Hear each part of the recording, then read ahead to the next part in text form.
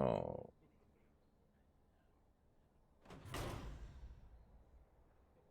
What up, Nikki Yensis? How's it going, dude? You ready to play some Lucent Mark Druid?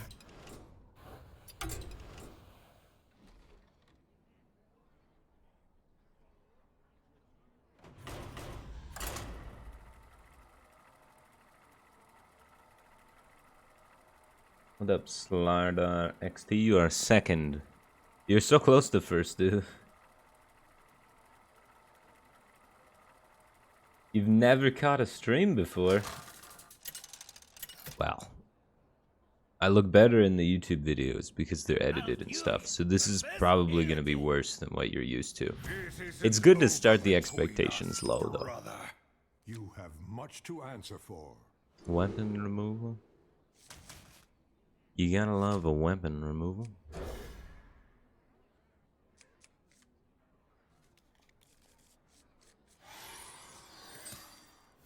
Double sticky fingers, double ooze, worm rest purifier might be a bit overkill though.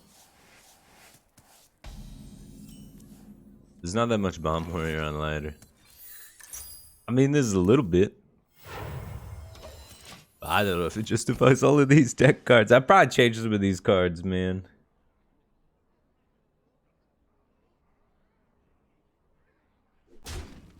I don't know. I mean, the Worm Press Purifier is to get rid of the weapon removal. In the matchups, you don't need it. And also get rid of bombs. In the matchup, you do use the weapon removal. It's just so troll. Get that quest progress. We should have a very favorable matchup against Demon Hunter. I got a healing touch to heal for 8. I got some steel beetles in there. I got the hidden oasis. And he's a burn deck. So he's probably not going to have any fun with this game. Kegwines, thanks for the Prime Gaming. Welcome back to the Back Cave Team Thing. Appreciate the support. Glad to have you here.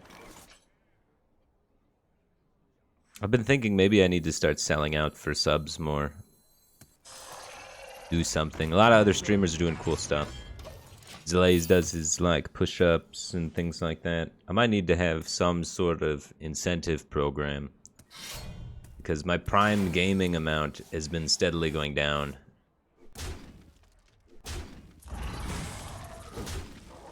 Becoming less Prime Gamer material.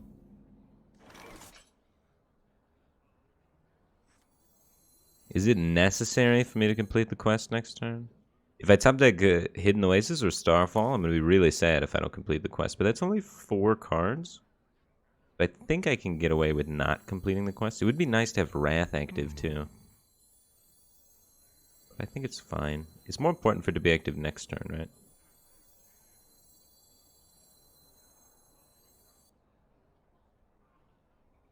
Because it would be pretty beneficial to not float 2 mana. Pretty beneficial. But every turn it's pretty beneficial not to float mana, so you get kind of stuck in a little bit of a an infinite loop. Playing the game different now that you quit the pro scene? No, it's about the same.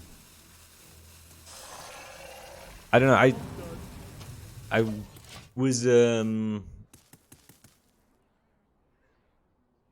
know, it's more of like just a feeling thing. But it's basically the same. Nothing's really changed too much. But I've kind of been a streamer more than a competitor for a little while now. It makes sense that not too much has changed. If I was like full in on competing and had no stream, it would have been like a bit different, right?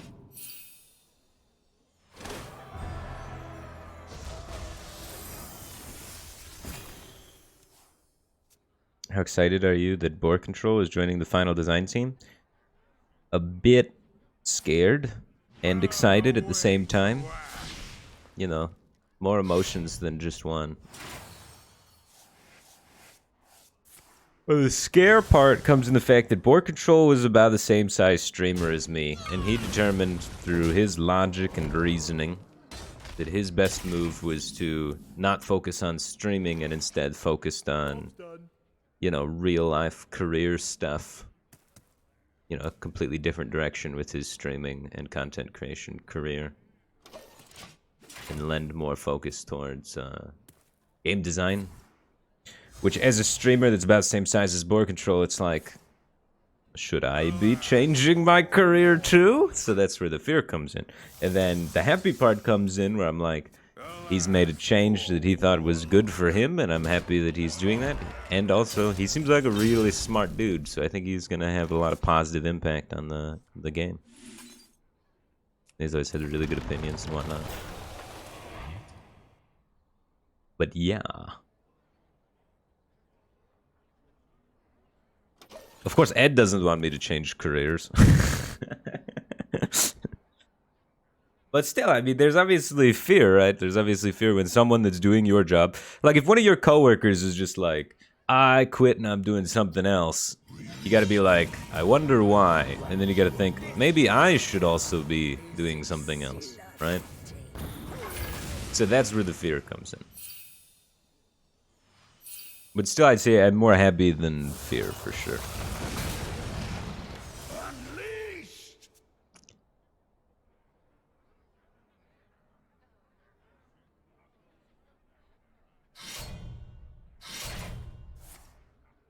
Now I am more dead than alive. This is like the one card that screws me in his whole deck. And he just has it. He's the champ. So we do 7, 8, 9, and then heal it for 5. Genius. Alright, we can half kill it. Take some weapons. Yeah, my stick now. Yeah, I guess I'm gonna heal. We can't even double Starfall it next turn. Holy crap. I could die, so yeah. For the wilds. Top deck Speaker Gidra. Or Rat. Such a beautiful sheath. Yeah, that's getting Blade Dance, huh? He hasn't used a Blade Dance all game.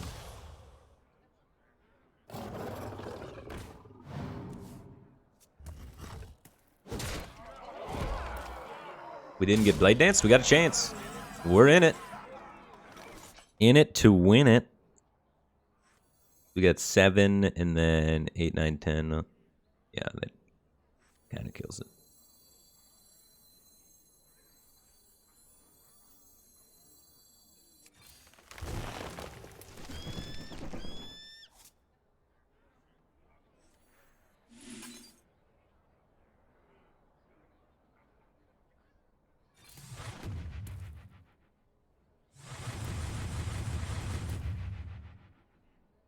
We get to trade 1 in here, and then this deals 2 first and then restores. So if it goes to 0, it dies. In theory. So let's see if we lost the game. The theory is good. Okay.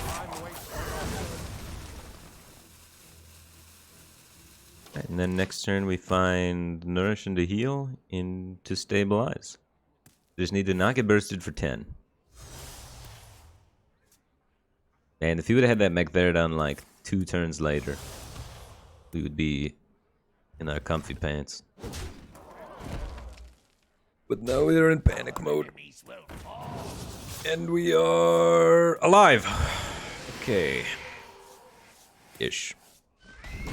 Healing touch.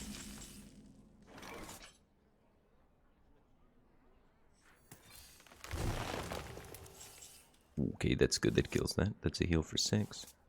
It kills both of them. It's up to 4.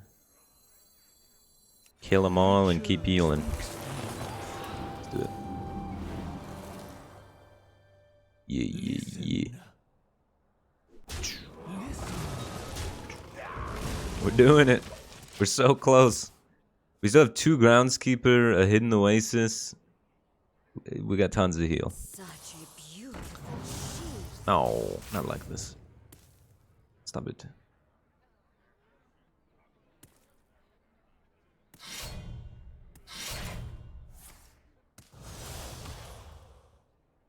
Do I still play Stream Raiders? I do not play Stream Raiders. I think the game's pretty cool. They just offered me $700 per month to play their game 5 times a week. And I am worth more than that. I'm a proud, independent streamer, and I know my own worth. It's not independent, and I also have partners.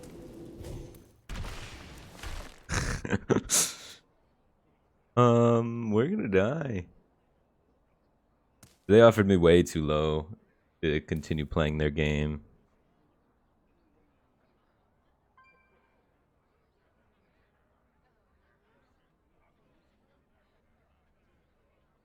What to do?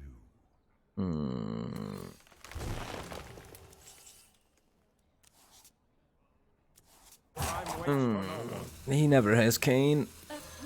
He never has Kanye. Alright, he doesn't have Kanye. We stabilize next turn.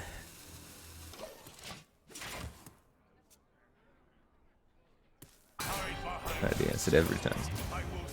Man, this is just the Magtheridon was too early for me to be able to heal up against. 12-12s are so hard for this deck to beat. You can't beat on curve Magtheridon. You beat anything else from Demon Hunter except for on curve Magtheridon. Anything else. You think of yourself as a good mind for game design. I like game design. I don't know if I'd take a game design position right now because I'm kind of into this whole content creation streaming thing. I want to keep trying until I fail a little bit harder. But yeah, I like game design. I like theorizing about game design, talking about game design. I recently approached a YouTuber, Regis Kilbin, since he's blowing up on YouTube recently. He's like increasing in views a lot, and I like the guy. I've seen him at events and stuff. And I wanted to set up a meeting to see if he would want to do potentially talk show related stuff about game design. So I think that's what I would do first before I like jump away from streaming and try and pursue a career in game design. Because I have no formal training in it, and maybe I'm terrible at it. I don't know. So doing some sort of content around it in a talk format where we like research things and learn about it and then communicate it and then discuss it is something that I want to try and do eventually in the future. But yeah. I don't know. Because I want to branch out more from just playing. Playing's fun. I don't know, it's just so one-dimensional if all your content is just playing the video game. You know what I mean?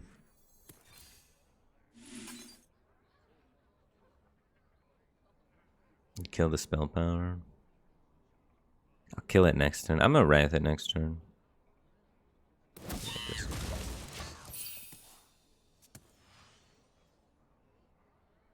So I don't know.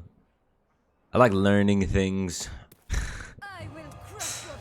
So I've read and watched a lot of stuff about game design, but never actually really put too much into practice.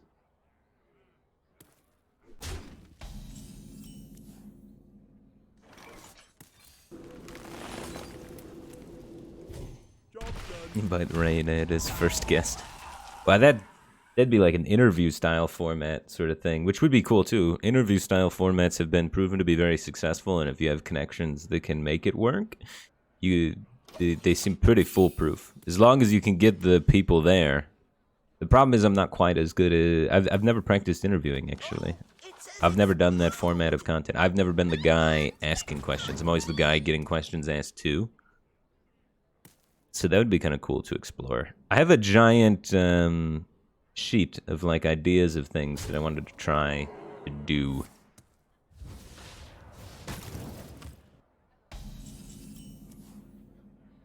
To expand my own personal horizons.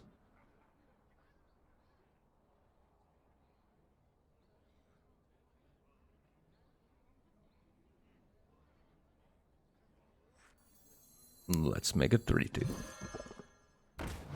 And that was one of them, is learn how to be an interviewer.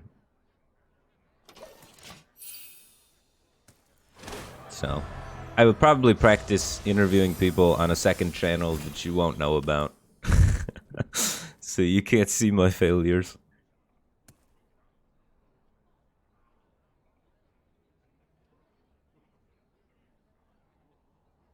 A simple spell.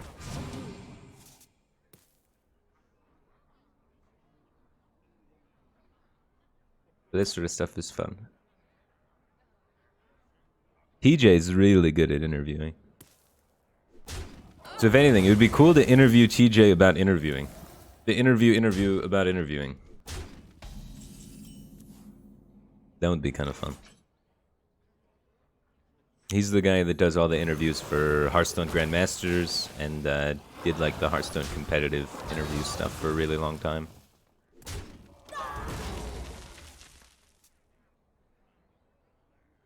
Someday I'll be just like you.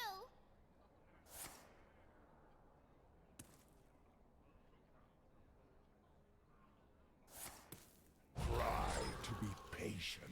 Lucky a boss. Like a boss. Just subscribe for 3 months. Welcome back to the back of Teed and Think. Appreciate the support. Glad to have you back, man.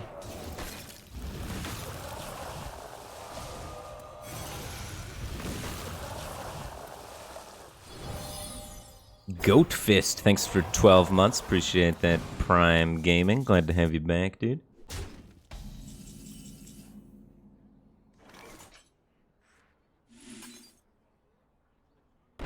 I don't need to heal. Let's find resources and then heal later.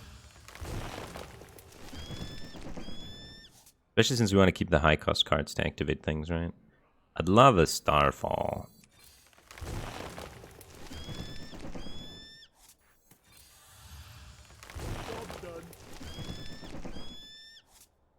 I should have probably played that, honestly. That ooze could have been something useful. And the Archivist can become something useful. That was a strong Warm Rest Purifier turn. I'm not using the card to its full potential, I guess. Yeah, I gotta update those decks, huh? The ultimate goal to try variety? The ultimate goal is to try variety. I was going to try it this weekend. But, I don't know, this is my first weekend where I didn't have Grandmasters, so I was off, and I didn't have to do anything. And then, I just never got around to doing the variety thing. I played a lot of, like, League and TFT and some other games. Maybe try and practice up a little bit for variety. Went pretty well. I can't remove anything unless I get a Starfall. This is just upsetting. If we get Starfall.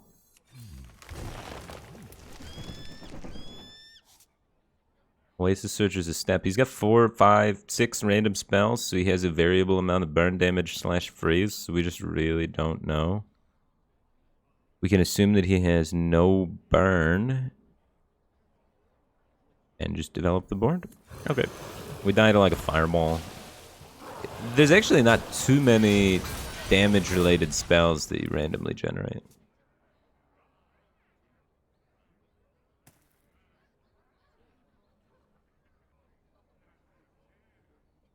So I'm taking the risk. I will breathe the blood in your veins. Now we forced his entire turn to be Blizzard, which I guess is good. Instead of him just adding too many more stats. Oh, not his entire turn.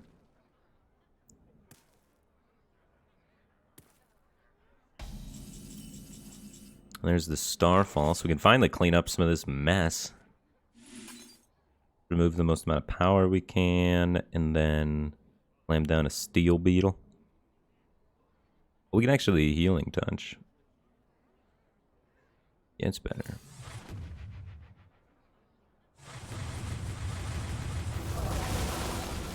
Yeah, so we're getting super rewarded by taking the risk on the Oasis Searcher. Generally, you want to try and develop minions unless you think you're going to be dead. It's pretty hard to tell if you're going to be dead when they have 7 random spells in your hand. But we're in a bad enough spot where it's like, we just got to assume we're not going to be dead.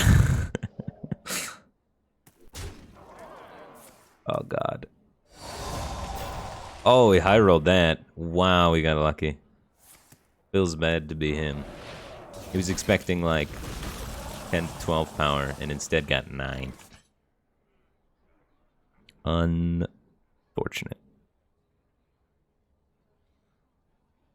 The 5 mana after this. Slam down 2 steel beetles. We're just looking for the removal. Do we want to play Worm Rest Purifier first and try and only get away with 1 steel beetle? If we do this, we could be dead to Pyroblast if that's his randomly generated card. Or do we play around Pyroblast? We might get Crystal Power to help us play around Pyroblast. I don't care about the Worm Rest Purifier.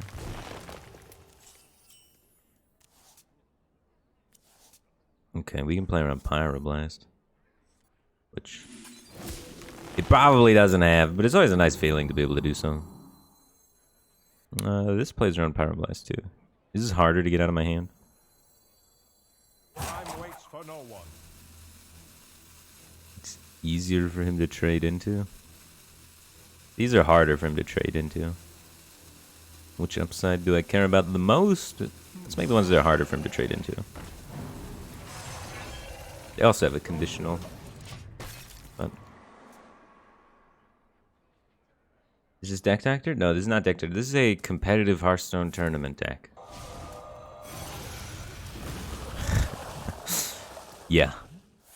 It's targeted at Warrior and Demon Hunter, but I'm taking it for a spin on Ladder, see how well it can do against the other things. The amount of healing actually seems like gives it some fairly good matchups in the metagame. A lot of decks are pretty bursty right now and run out of gas if you outlast their first kind of wave of stuff.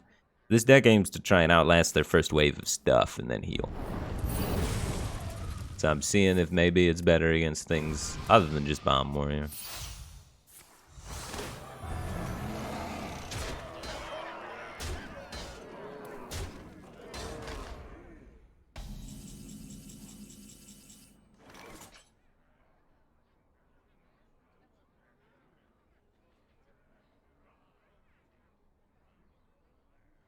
Looks like we're having a pretty hard time actually running him out of stuff. And not getting down that Worm Rest Purifier earlier, you can see it coming in to bite me. I should have tried harder to play that, I think. I didn't realize how important it was to play it. Evidently pretty important.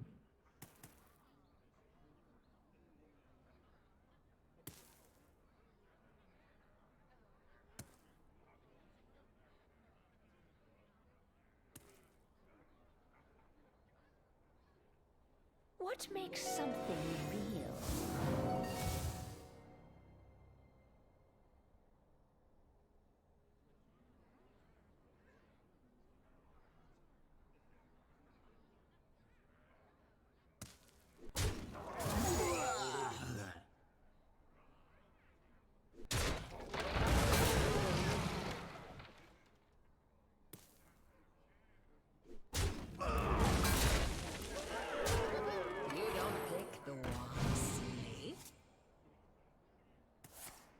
Alright, second Starfall, and we're kinda safe. We're like pretty close to getting out of range of stuff. Second Starfall.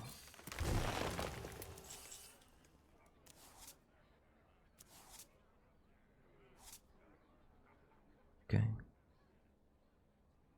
We're gonna need the Elysian in this game. I think I'm just dead too. I just never really was able to turn the corner and stabilize the board.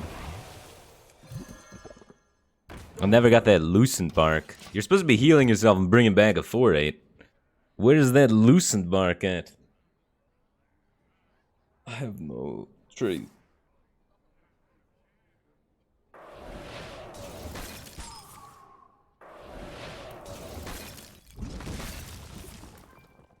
Long years I have studied. Alright, where's this Starfall? As long as he didn't get like Cons or any of the 8 mana summon minion spells, we got a fairly good shot. About 25%. Well, slightly better because we can Wrath. So we have a 50-50 into a 1 and 3. Unless he finds the burn necessary. I think we should be safe generally. As long as we get a Starfall, I think we win the game.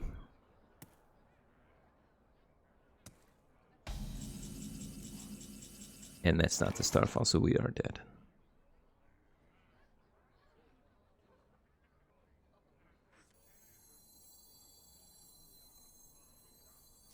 Free your mind from its bonds. He's got 19 damage, so as long as he has some way to kill a 6/6, we can't win. Ew. Clean up this mess.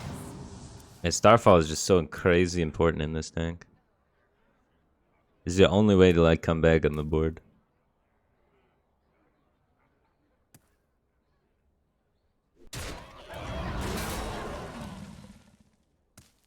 I will crush your delusions of grandeur.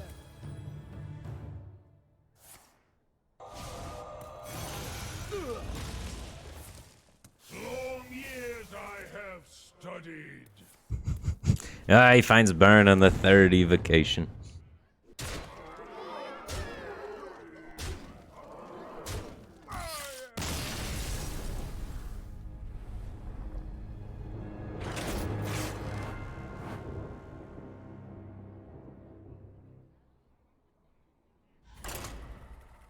Alright, last try on this. I think if I played the Wormrest Purifier earlier, I might have better results.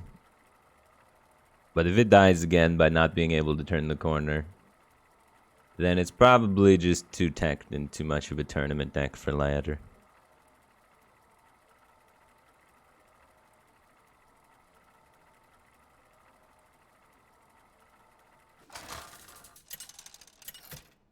What's up, a nutty artist? Going pretty well, man. Going pretty well. Pretty close to #1 legend, for sure. Protect the wild. No, we're taking the scenic route on the climb today. That's for sure. Very scenic. You gotta see all the ranks before you really know which one you want to settle down at, you know? I gotta do the worm again tonight? I will not be doing the worm again. I'm super exhausted physically. I went on a hike with Soleil yesterday. Even though it was like a mild hike, it's still pretty tiring.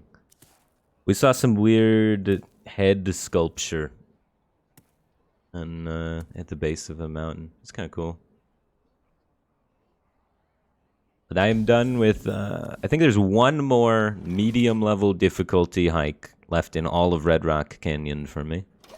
And then after that, there's 4 more difficult level hikes. And then after I've done all of those, I will have done all of the hikes in Red Rock Canyon. Which is a goal of mine. Job's done. Did I just give up on returning to the game? Returning to the competitive scene? Yeah, I didn't really want to return to the competitive scene. I've done the competitive thing for 7 years. So I want to try and focus on maybe the streaming or the content creation in other aspects. Just generally other stuff I want to make my focus be. Doing something for 7 years is too long. It's too long. So as much as I love Hearthstone, as much as I love competing, it was time for me to have a little bit of a change.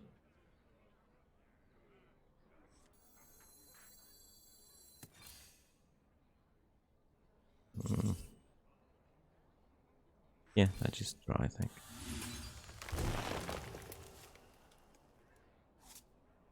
We don't really need weapon removal against this guy's deck. I want the quest progress to tick, though. So next turn's the worm. I want to try and get this Wormrest Purifier down. Do you have a favorite hike? So far, my favorite one was Turtle Peak. It was the longest one, but it was the most rewarding one. That's the only difficult one I've done.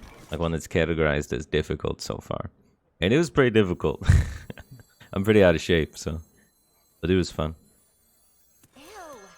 Clean up this mess.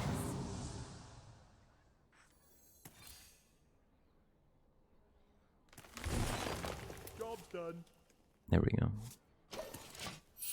Activate the Steel Beetle and the Groundskeeper now.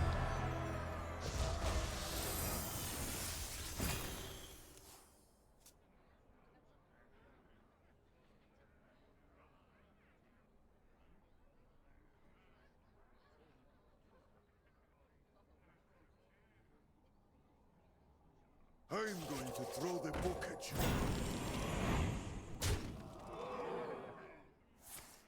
Was Turtle Peak named after Choo Choo Charlie? I don't think they know the turtle. But hopefully. Ooh. Do I have time to play Nourish this game? Yeah, we better make time, right? This allows me to get Loosened Bark out next turn. I need to get that Loosened Bark out. Oh, here we go. Gidra Starfall lets me turn the corner. And then I can do whatever I want, right? That's huge.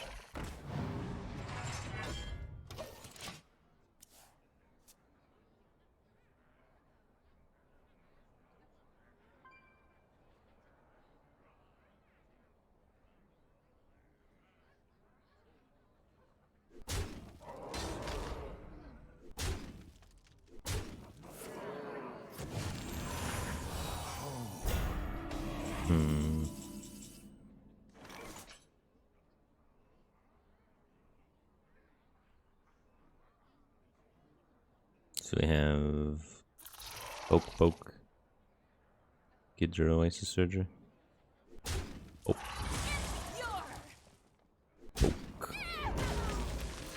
I mean Gidra Snarfall, sorry.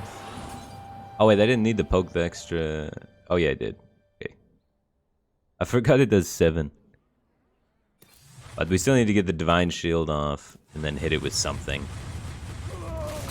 So it adds up to the same. Listen.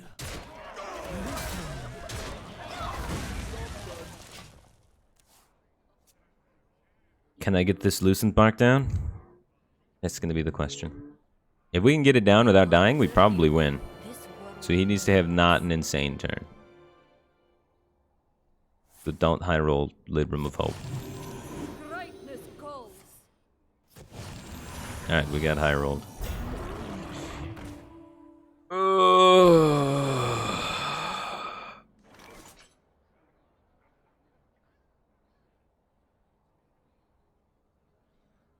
If I play Loosened Bark, I am most likely dead. I'm only dead to the equality thing. If I don't play it now, his board's gonna get bigger and it's gonna get worse. But that was like worst possible case. There's like the only way we get screwed is if he somehow gets second Libran of Hope off of Firebat VODs. So that's unfortunate.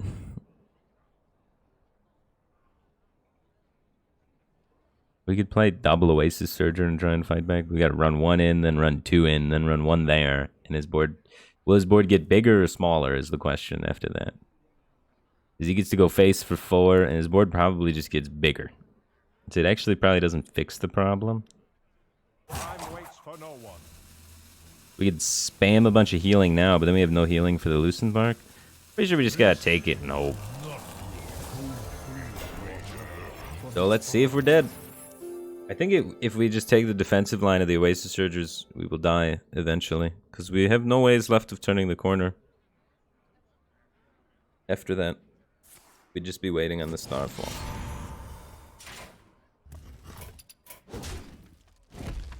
Yeah, I don't think this deck is very good. I don't know, we got pretty high rolled in the games I was playing, but...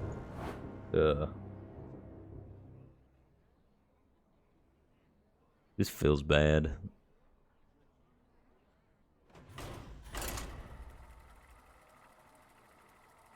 He got turn 6, 8/8 Divine Shield, into turn 7, 8/8 Divine Shield. Alongside other stuff, too.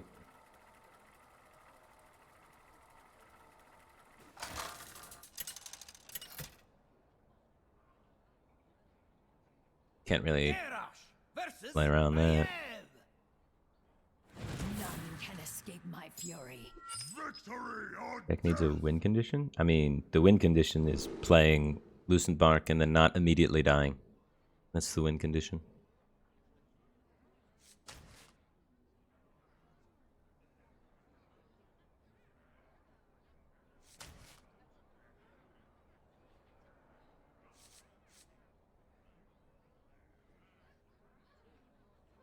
We need the battle rage after we get the skipper.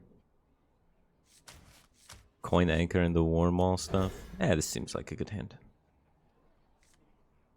What's up, Polarized Promises? How's it going, dude?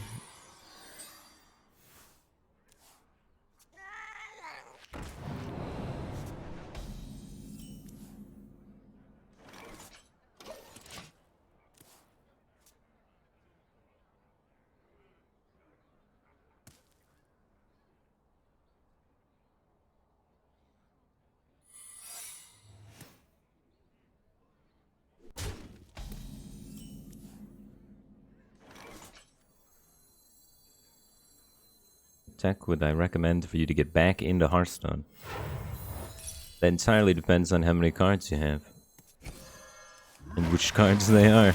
I'd recommend if you want to get back into Hearthstone, you definitely shouldn't spend money. You should play with what you got, feel it out, and see if you like it first. And then if you like it, maybe spend some money.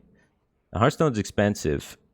In order to buy enough of the current expansion to be able to afford the latest set and all the competitive decks with the legendaries and the competitive decks that they use from the latest sets, probably close to around $300.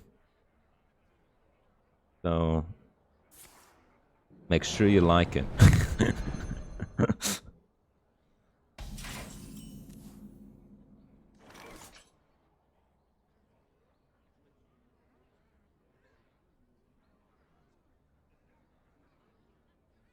Cutting class will cost 1 mana later, so we don't need to play it now. I challenge you to Makara!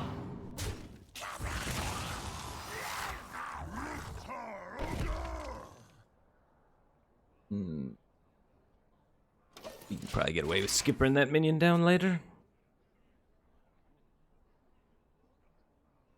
I don't know, if you have the Highlander cards, Highlander decks can be pretty okay right now. Not great, but not bad.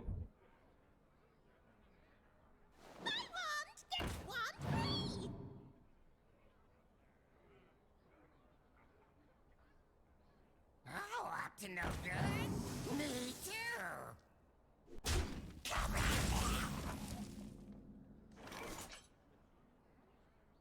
That is a lot of minions in play. I'll show you who's boss. Someone's gotta lead the charge. I think it's probably better just to play the big minion than it is to Battle Rage. Drink your blood.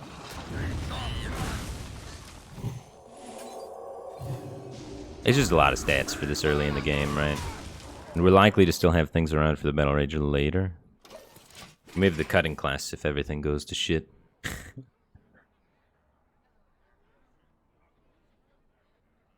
What's up? The Twitch staff is here. How's it going? Glad you've been digging the YouTube videos lately. I think I'm going to start trying to make some YouTube videos that are How much is this worth to you? less quantity, more quality kind of mindset. I want to spend more time on individual videos because I think quality over quantity is what sells on YouTube better. I'm trying to ease my way and learn how to do that. Because most of my YouTube channel has just been things from my stream, right? It doesn't have too much super original content. I mean, it has edits, but there's not as much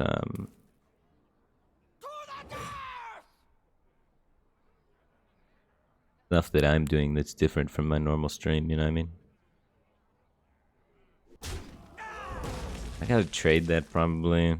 I think it sucks trading that, but if I don't trade that and I get flicked and then he gets to trade there, it's such a heartbreaker. I kill this to protect my shield in the event where he doesn't have flick. And I rely on drawing one of my 3 weapons pretty soon.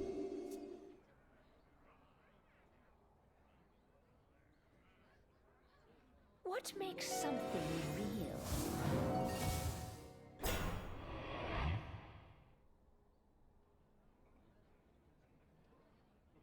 Commentary on Grandmaster matches? I don't think very many people want to see that.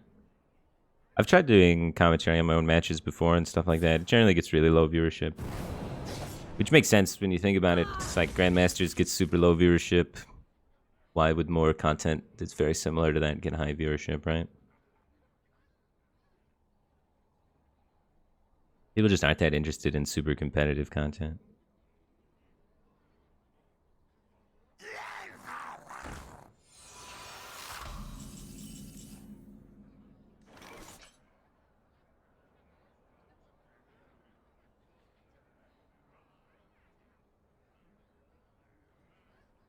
Now this is a weird board.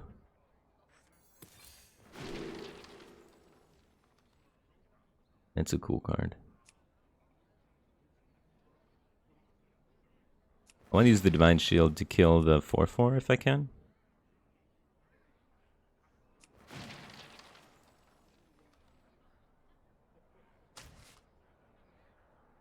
He probably made the 4/4 have 1 health though.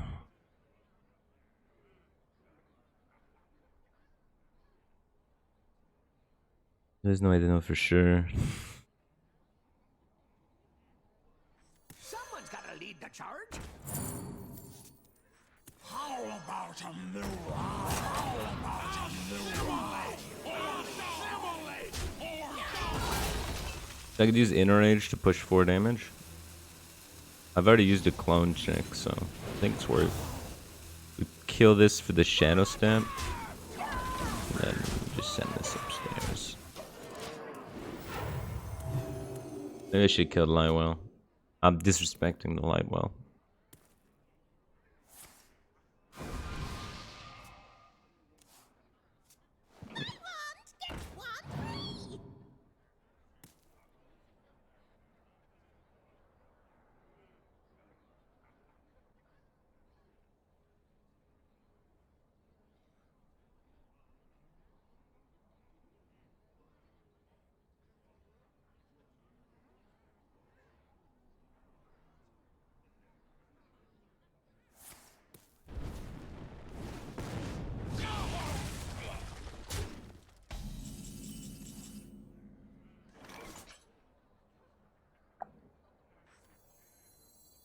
Armor made to fit. I challenge you to Makara! There's a lot of armor.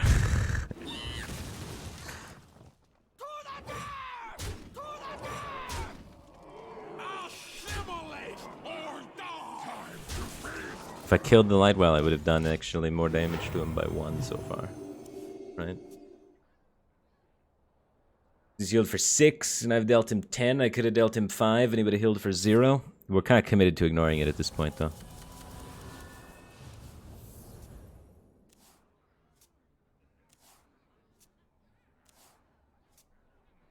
Smart moves, I concede.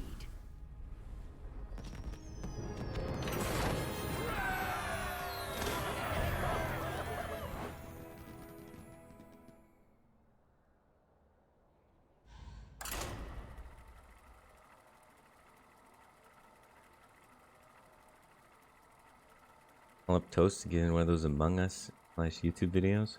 Easy publicity. I mean, I think that market's saturated. Nowadays, when I see people hopping in the Among Us games with the popular streamers, they aren't actually gaining that much traction. So many people are just trying to hop in the games with popular streamers. The circle jerk, all that clout. I don't know. Even if you do, let's say you just hop in with popular people, leech off their fame, and become successful that way. You'd feel good about yourself, would you? I guess it depends on a lot of variables and what happens in there. But I feel like it might cause you to grow a fleeting community that doesn't feel satisfactory. Because there's a big difference between just like hopping in and leeching off somebody and building something from the ground up, right? Like, I really like my community and I feel like they like me. We have this sort of mutual respect thing going on that I feel like wouldn't exist if I just, you know. Job's done.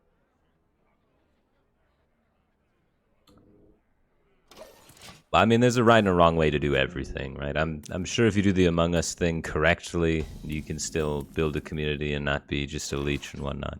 Because any aspect of life, you can be a leech. You could, and any aspect of life, you could just be taking advantage of current circumstances correctly and still being a productive builder. So I don't want to be like, I don't want you to like quote this and be like, Firebat thinks all Among Us streamers are leeches, and you know, I'm not trying to throw crazy shade. I'm not trying to throw crazy shade at all. So don't get me wrong.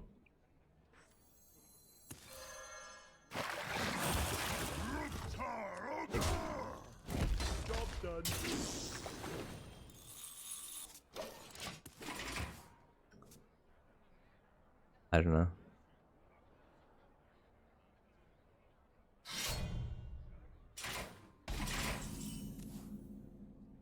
Wanted to say hey. What's up, clocktopuses? How's it going, dude?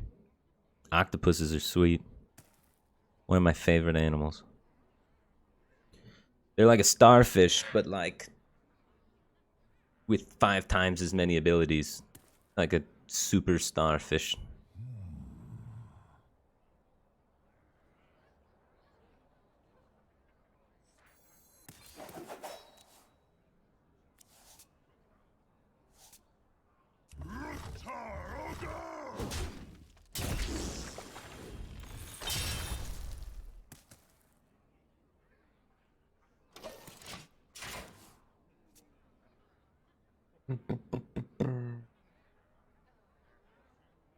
Gorgonzard Light TM. Appreciate the support. Glad to have you here, dude.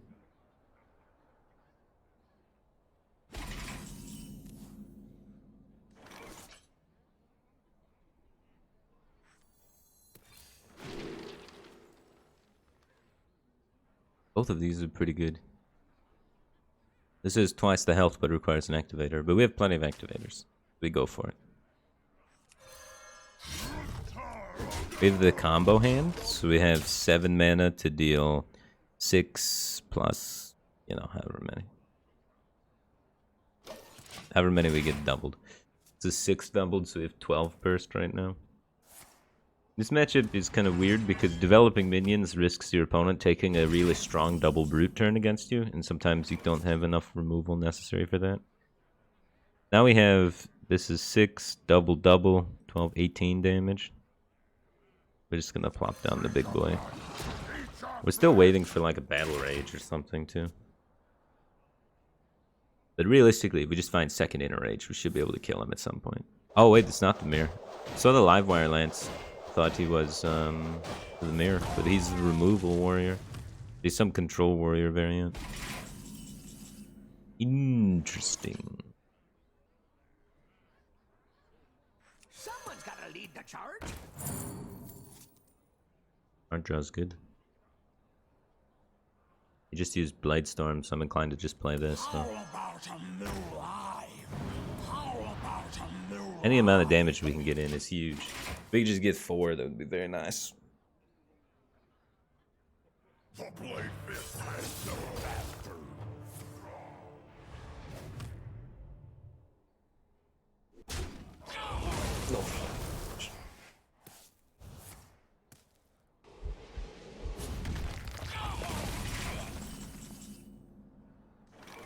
This will break your bones. Who in their right mind hides loot? It probably brawls if I play that. We also need to keep a few minions in our hand for the battle rage. We don't want to put too many out there. Probably. I could have actually not armored. That's something to consider, right? We gotta get this battle rage active, potentially. It might have been worth it not to armor. I'm not sure. Draco Sage, thanks for 13 months. Welcome back to the Bucky Team Thing. Appreciate the support. Glad to have you here. Oh, we have tons of minions for the battle rage. Okay, so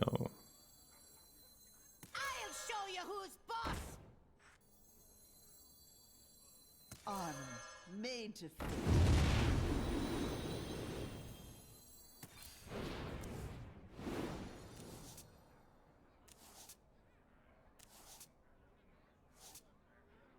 need to get cards out of my hand. Because we don't mill important cards.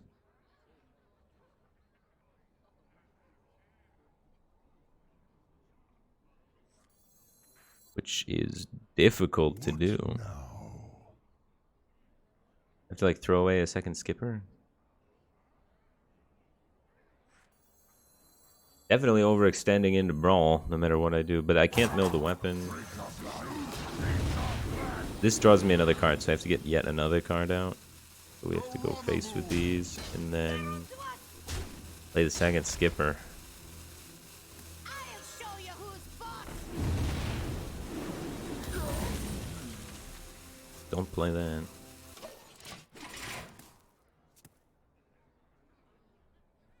Once we find that second inner age, we'll have lots of damage.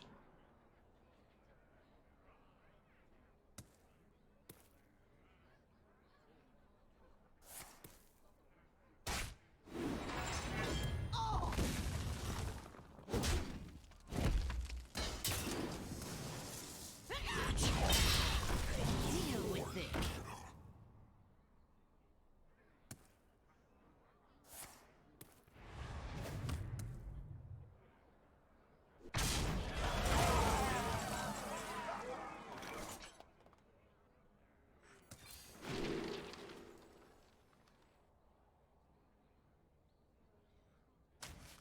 Okay, it's not helpful actually. Maybe shouldn't have taken that one.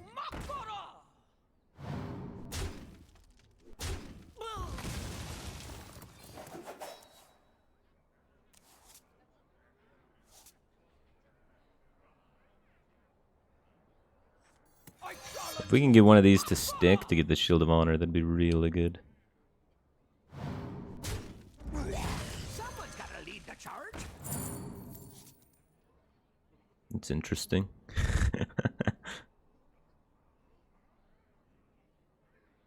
I have no reason not to swing anymore. We were holding it just for that cutting class. Now we swing in case we top deck the next weapon.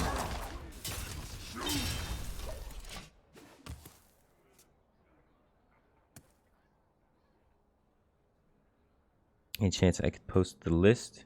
Yeah, I can show the list after this game. This is the Monsanto list, so you can find it. Here, let me post it.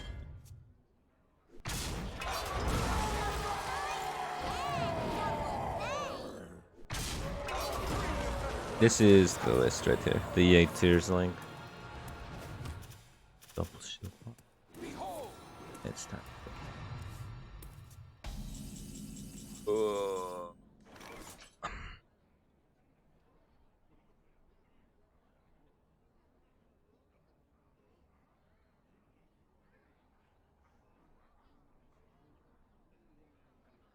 No, we have the full combo, but I don't think we can win anymore. I think that kind of sealed it out. What now?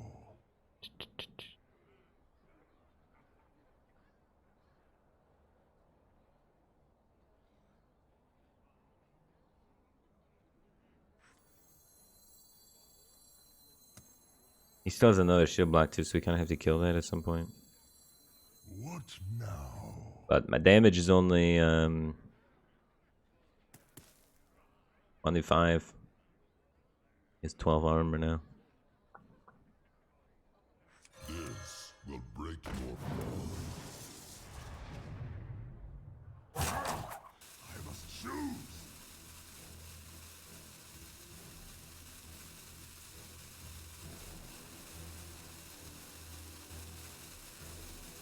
Do try to keep yourselves alive. Burn to life.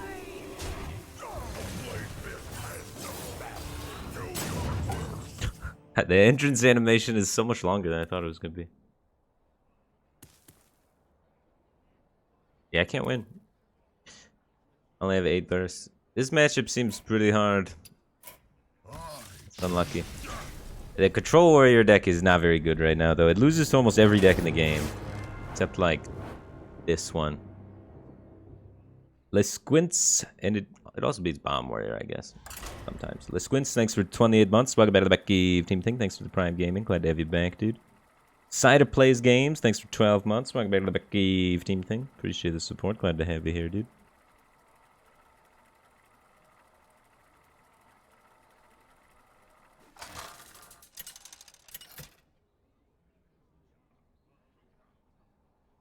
Crush versus Deathwing. Embrace the chaos. Victory or death. Troll warrior again? Don't know, man. Don't know. That's gonna be really unfortunate if this is the second control warrior in a row. It's less than 1% of the meta. To hit 2 in a row is...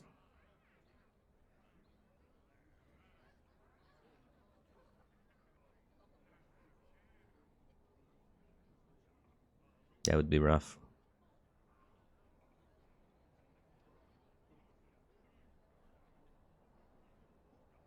Bomb Warrior is bad too, but it's at least winnable. I don't want a 0% chance to win matchup. I'm trying to stream and create games that are fun to watch, right? So if I get 0% chance to win matchups, it's a little frustrating. If it's Bomb Warrior, I'll be a lot happier, which is a statement no one has ever said before. Happy to play against Bomb Warrior.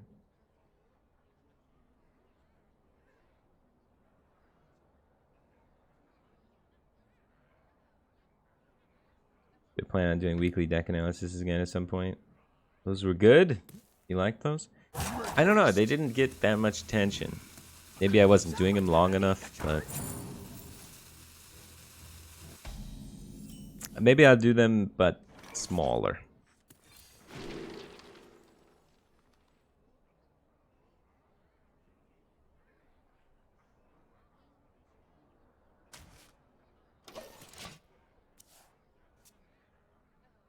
There did happen to be these a few new decks that popped up. The Quest Druid popped up. This variation of Enraged Warrior popped up that are both pretty new. So those could be interesting to talk about. I wanted to try and maybe turn that into a video series talking about new deck archetypes. I think that could be a good YouTube content. But yeah, I've been slacking on that. I don't know.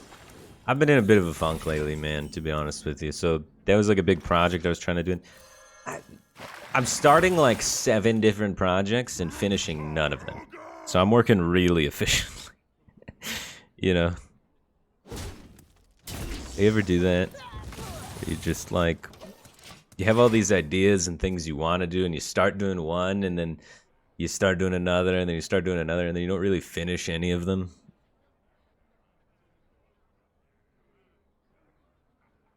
This will break Like, it's, some of them show good promise too, but for some reason you become unmotivated on it and start doing something else. And it's like, if I had just continued doing that, it would have been fine, but why am I changing? Can't I just stick to one thing? I don't know, it's a struggle, man.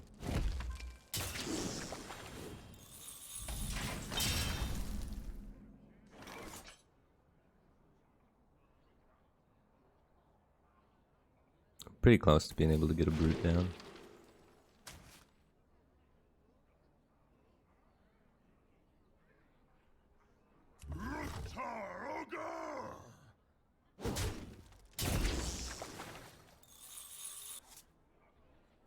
I challenge you to Makara! Maybe I was supposed to go face there and hit the 1/1 actually. I don't know. Might be able to clone it though. Cloning it with Divine Shield could actually be annoying. If he has a Rampage, it could be annoying. If he doesn't have a Rampage, I guess it's fine. He probably doesn't have a Rampage because he's got Evil Quartermaster, which signifies he's probably this deck. But we're looking for the double Brute turn. If we can get a double Brute turn, we probably win the game.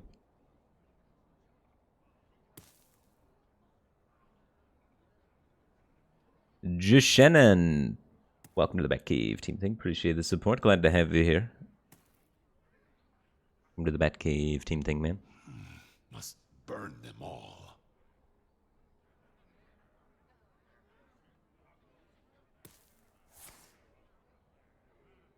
Wolfram, thanks for the Prime Gaming. Appreciate the support. Glad to have you here, man. Make haste.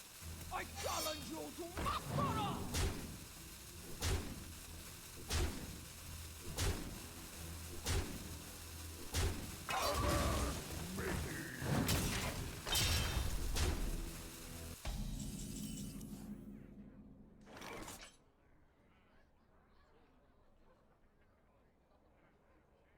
So I can get 4 damaged minions. So with 4 damaged minions, the cost of the brute goes down by... Well, it's currently at 4 with 1, so it'd go down by 30, down to 1. Then apply it. And yeah, we can do that. Okay. I'll show you who's boss. Someone's gotta lead the charge.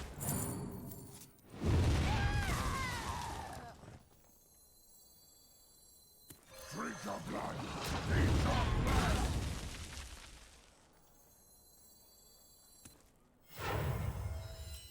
Your flaws are your strength. We got the big double brute turn. In a clean-ish swing. Hopefully he can only really deal with 1. And we get to continue winning this board with our 3rd brute.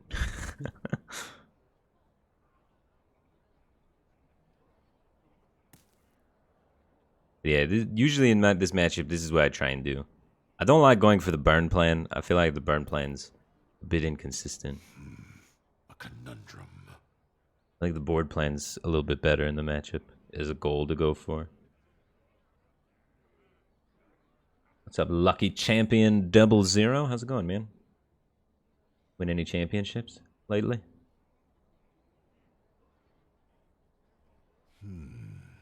Any battlegrounds today? Probably not too much battlegrounds today. The stream actually has to be kind of short today. I'm only going to be streaming for like 3 hours.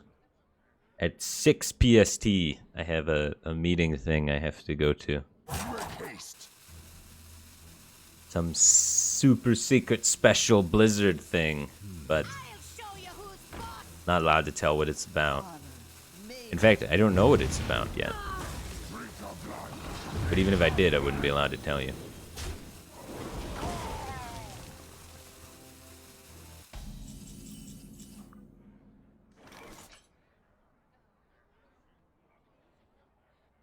That seems pretty good.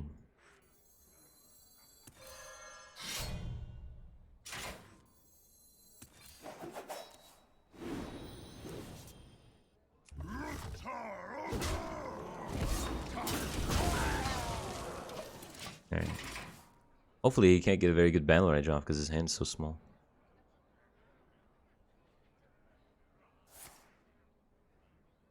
Tell you? I can't tell you. If I tell you guys, then they're not going to tell me stuff in the future. And I like knowing the stuff.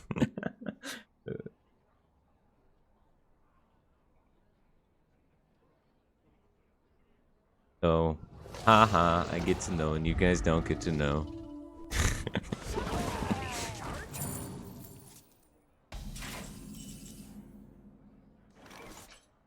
Alright, let's get some rage going.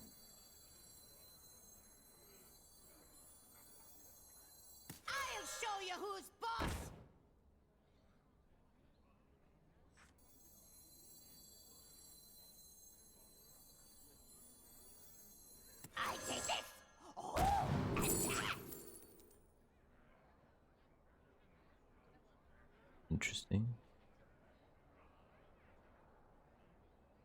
It's gonna get kind of buried. Corrosive Breath is probably a safer pick.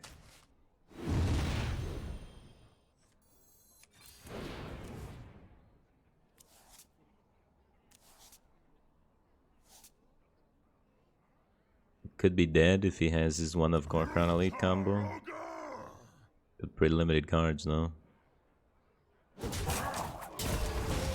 I've kind of taken a beating controlling this board, actually. More damage than I wanted to, for sure. We have 2 Armor Smiths in here, though. No Skipper left. All 4 of the Armor Gain cards are left.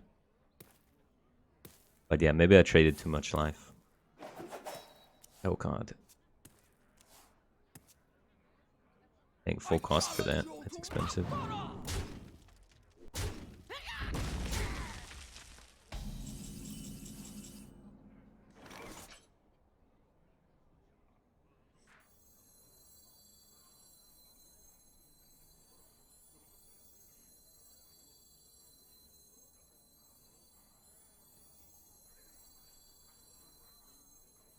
Drink your blood. Eat your flesh.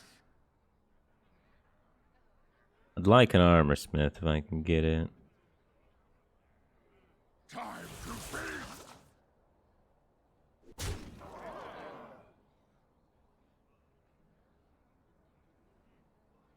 We can get armor smith. We can get. That's it if I dig. I guess I'm just risking it. I think saving me 1 life is more important than pushing 4. So we win the game as long as we don't get bursted. We have the ability to battle rage to find the armor smith. We really just need 1 turn, and we should be able to find the armor smith and do at least a little bit of something with it. Double evil quartermaster, double armor smith. We just need to get above like 12-ish. I think we'll probably be likely to win the game. Unless he spell like he's a brawl or something. Ooh.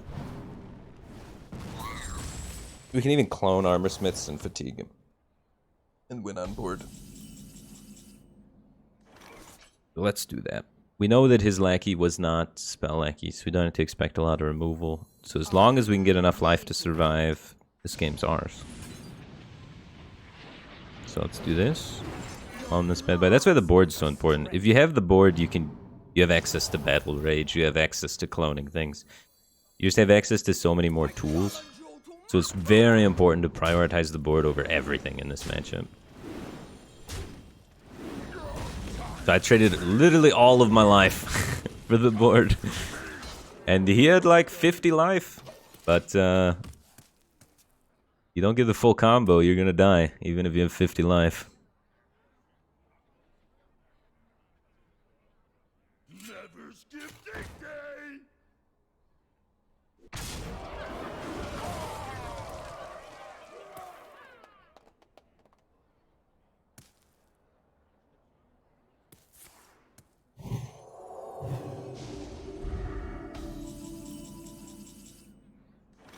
Alright, how many cards do I want to draw?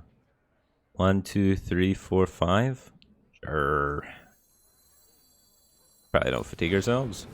I want the Divine Shield to be able to bump his guy.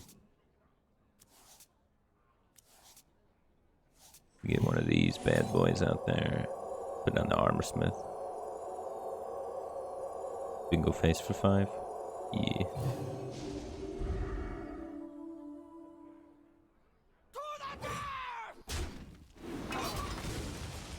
Strike. We need to get outside of like 20, what is it, 24? So we're pretty much there. There should be no problem. This will break your fall. Now the only thing that we lose to is Spellanky generating a brawl. He's played both Evil Quartermasters, so he can't do that. So I do not think I can lose from this point. Unless he runs like Zephyrs or something wild. We should be good.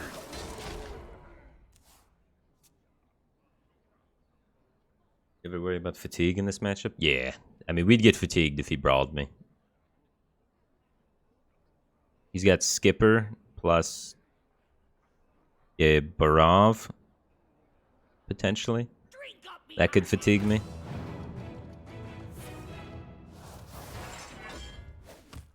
But yeah, that's like the only way we lose, right? So now I think we're good. Now we've done enough damage that where even if he has like Skipper Brav, he's gonna die.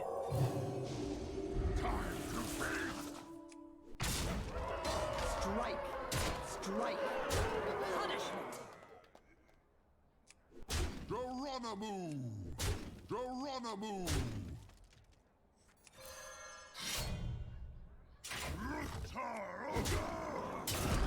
And he's also dead.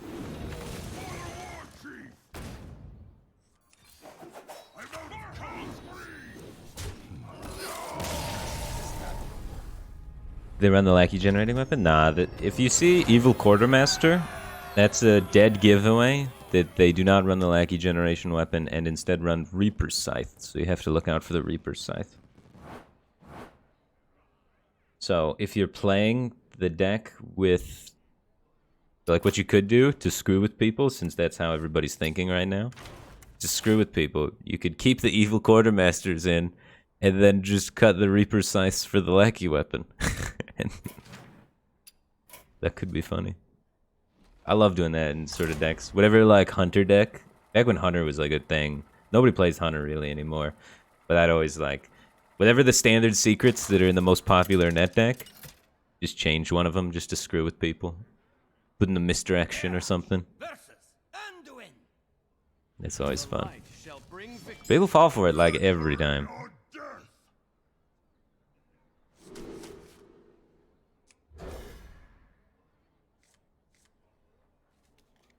Hunter's popular? I don't see very much Hunter. I think Hunter's like maybe 5% of my games. Someone's gotta lead the charge. Maybe I'll start seeing it more. I've deranked a lot. But when I was in like top 500 legends, is very, very few Hunters. Thy blood be born again. But yeah, I mean, there's different things being played at different parts of the ladder and stuff like that. That's what's so great about the game, is there's so many differences all over. If it was all the same, the game would be poo-poo.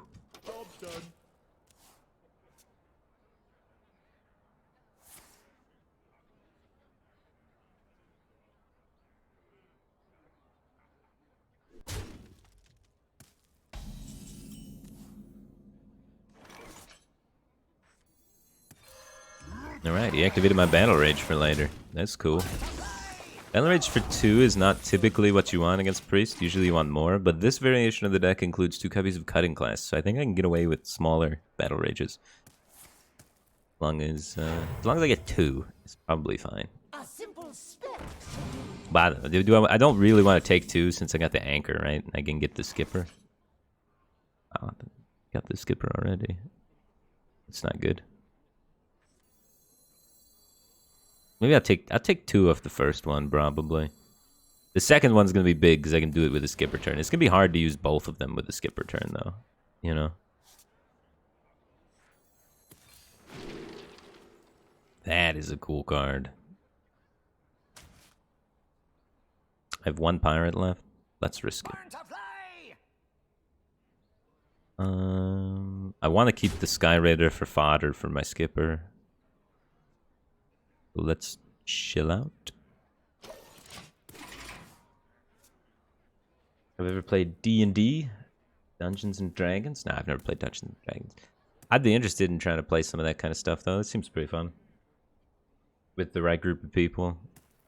I don't know if I would want the first few times I play it to not be on stream or anything. I know there's like a couple of groups of streamers that do Dungeons and Dragons stuff. And it looks fun to get involved with, but I'd want to try and like do it with a group of friends IRL first. So I can understand, you know, what's going on a little bit better, you know.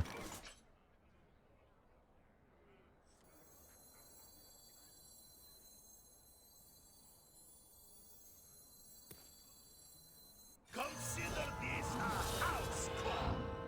Nurse Cleaver.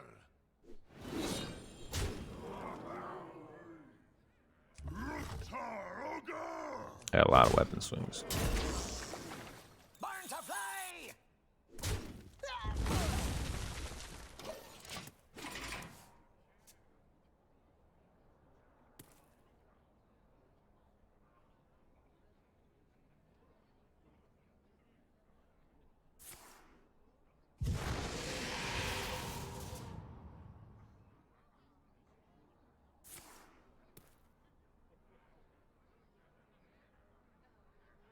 Thy blood be born again.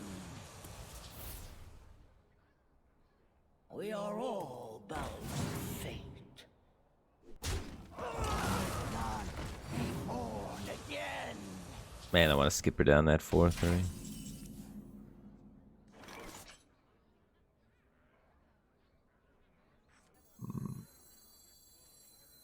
I'll show you who's boss.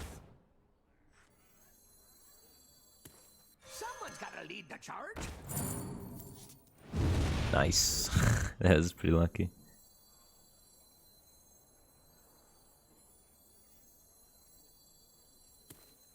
Blood and plunder.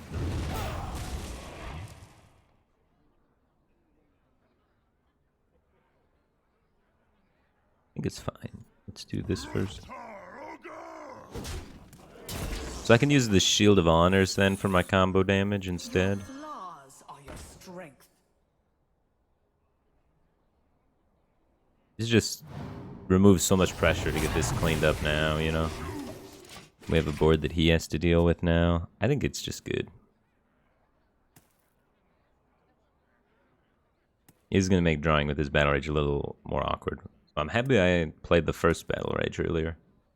Here comes Pyro, right?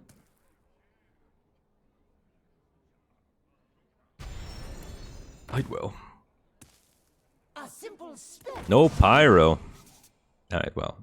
Never punished. Feels good. I was fully expecting this to get Pyroed, so we're getting super rewarded by the Pyro not being there.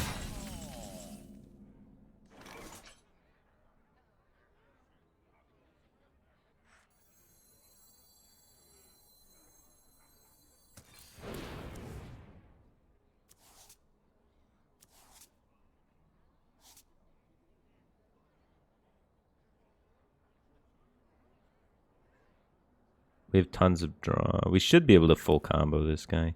A little disappointed to not find a brute here.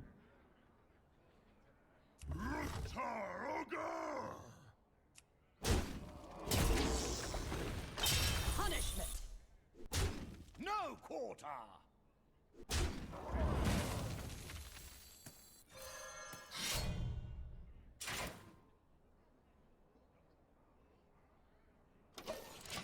So we have the second skipper to activate our brutes still, so we can use them for removal.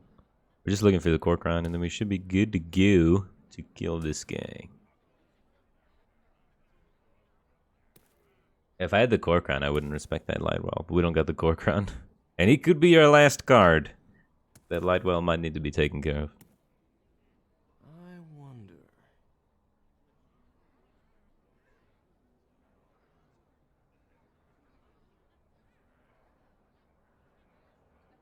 I am beyond imagination.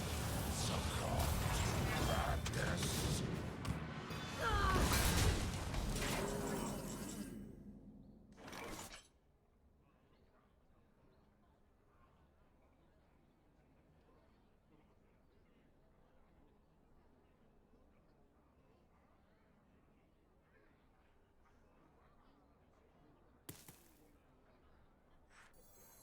What now? Yar! It's up to me then.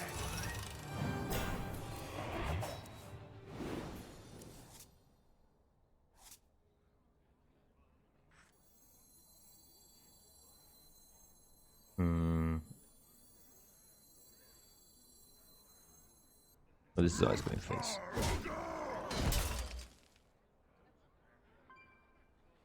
Do I want to get rid of? Like, I can gamble on this being able to be something I can drop, or I can just discard this. I think I'm just going to discard. I'm not super familiar with the Rush minion pool.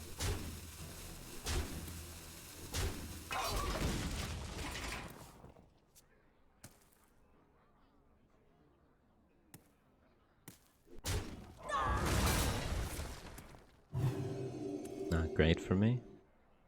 You think this is your time? It is mine. Gonna overdraw unless he's got something he can play for 0. I cannot. It's up to me then. Oh, discarding Wave of Empathy, that's kind of weird.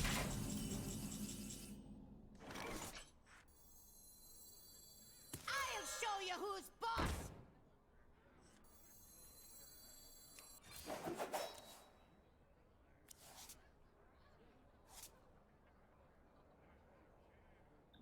That's pretty good. Do try to keep yourselves alive.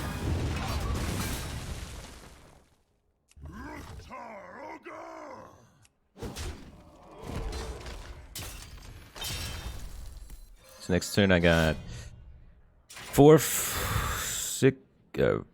6 plus 4, 10, 11, 12, 24, 28 damage. So if we get a second inner range, then we can 30 him.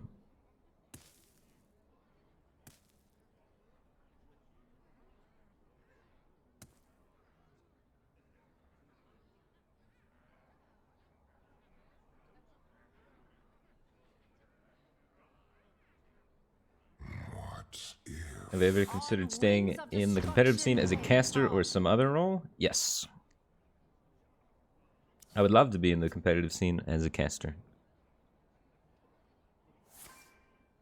But there's a lot of people paying dues and putting in a lot of work to become casters, so it's not as easy as that. You can't just say you want a job and then get it, even if you have a track record of it previously. So we'll see. I mean, there's people that there's a very limited amount of caster slots for sure, especially with the Grandmaster system and not a lot of third-party tournaments. And a lot of the casting gigs are big contract-based. I don't want to sign a year-long contract with a bunch of mandatory times and things like that. I don't know how it is now, but at the start of Grandmasters, I know it was big contracts to become casters. And that sort of thing is kind of intimidating as a streamer and someone that likes to kind of do my own thing and try and, you know, figuring out what I want to do with my life.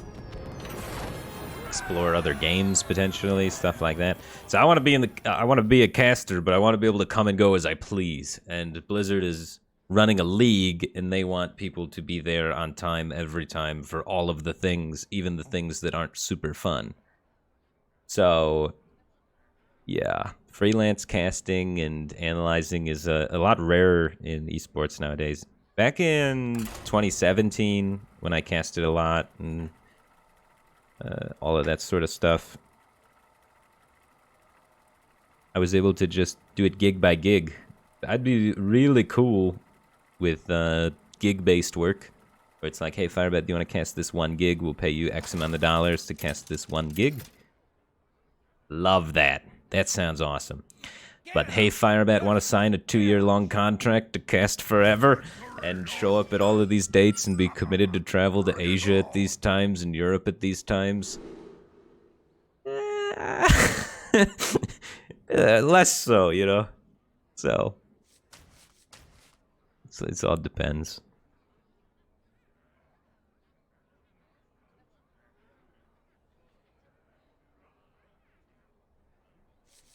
But I would love to do it if I could do it gig by gig.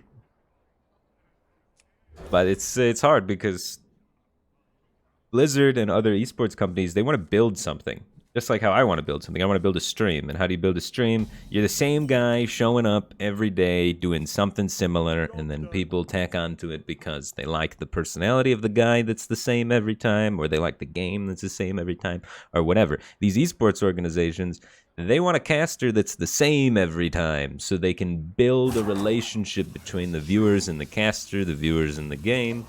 So they don't want a guy that shows up once every 6 months to cast one event, and then for the other parts of the time is doing their stream.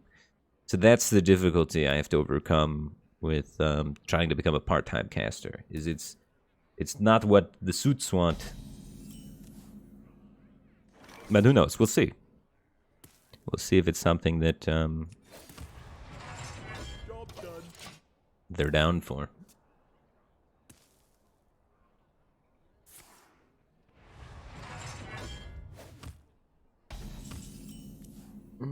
Is this Control Warrior?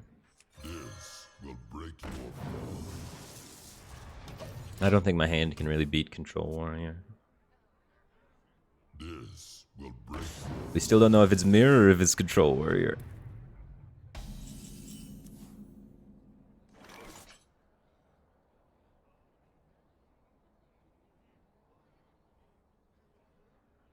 We could make a copy of that.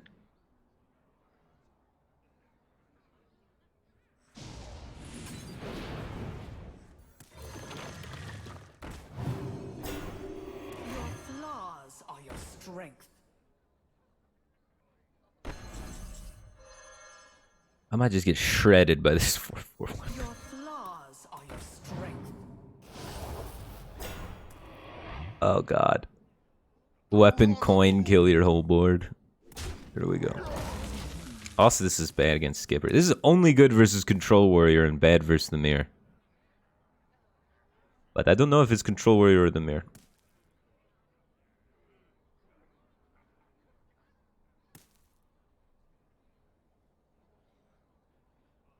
For the War Chief! It looks like it's the mirror, and he doesn't have the weapon to punish my risky play. So that's sweet.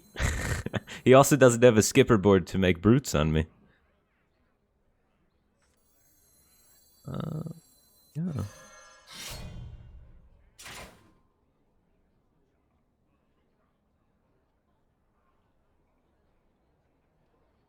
I don't think I'm gonna use the swing on minions.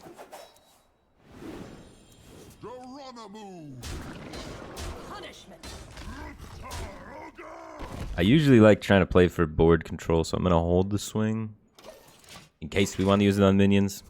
But I just don't see Cleave being super good when he has to, you know, get back onto the board.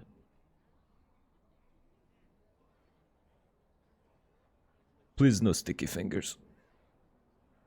No random sticky fingers. There's so many random sticky fingers on ladders, so it's always terrifying. You can just randomly lose the game. The fear of the sticky fingers. I challenge you to Makara! What's the win condition of this deck? Damage / board control. It's minion-based tempo deck with a combo finisher. So whatever the hell that means.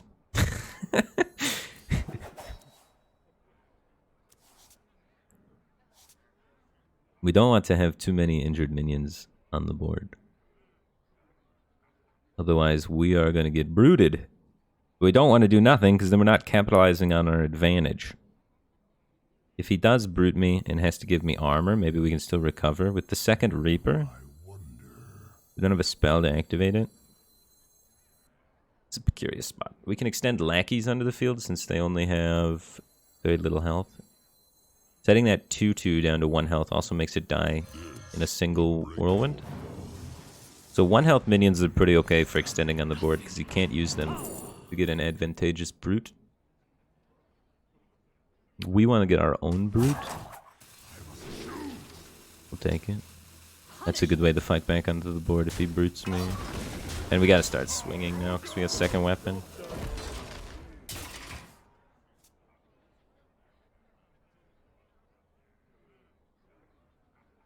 Yeah, if you can in this matchup, if you get 1 health minions, they don't get injured, so they don't lower the cost of their brute. It's really good. But evidently they're bad versus randomly generated Badgerhead. It's okay. We get back with this, and they're 1 health, so you can't get back with the brute. It's a weird matchup. You want to be ahead, but you got to be ahead in a weird kind of way. It forces them to do things.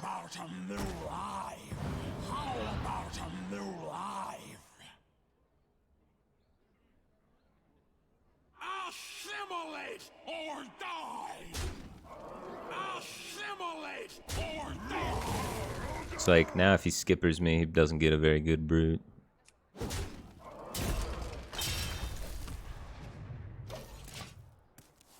Using the last swing of that was probably dangerous. I probably should save this swing. He's low, so I'm getting antsy with the swings, but we should not be focused on damage. It's all about the board control. And I lost focus. I focused on damage for a minute. What are you gonna do? Sometimes you get great. Sometimes you want to kill people, man. I don't know. You see blood.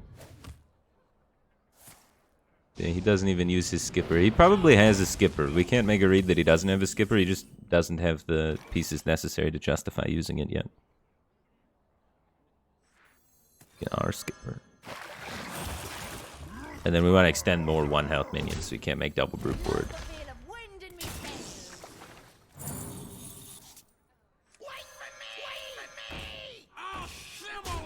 No double brute comeback. And I'm just gonna try and chip him down while not allowing the double brute to come out.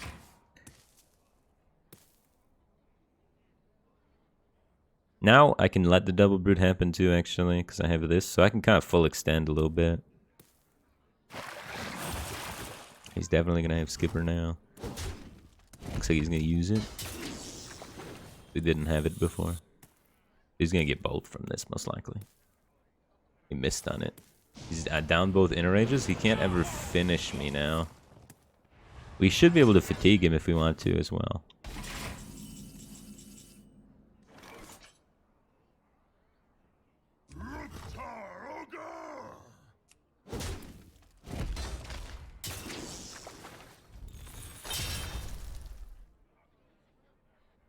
We can take our skipper turn and just sack these. Usually you want to skipper in response to their skipper, but you don't have to. I'll show you who's boss. Honor, made to fit. Someone's got to lead the charge.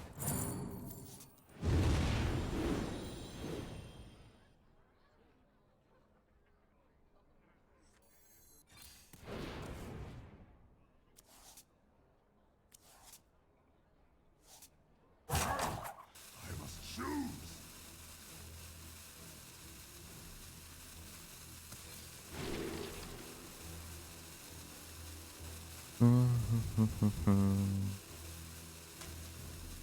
I don't have too many things to corrupt her at the moment.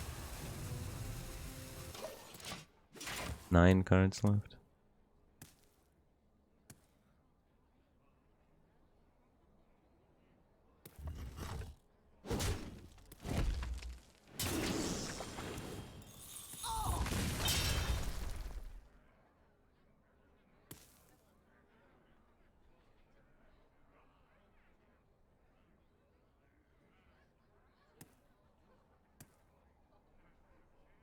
So we're deeper in our deck and we're at 51 life. Pretty good. Someone's got to lead the charge. He's still not doing a skipper play? Drink your blood. Eat your flesh. Okay, he's gonna clone that. We could ignore that for a while. We can also kill it and weapon him in the face. We draw cards. Yeah. No tomb can hold me. That goes there. Let me draw 2. Can hold me. And then go face.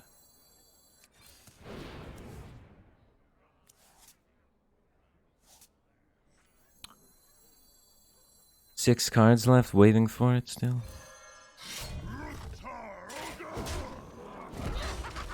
We're just going to use our brutes to respond to his brute defensively and try and wait out these 6 cards.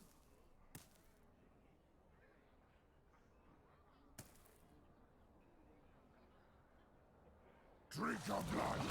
Eat your flesh. He's going to need like some sort of double armorsmith turn to live.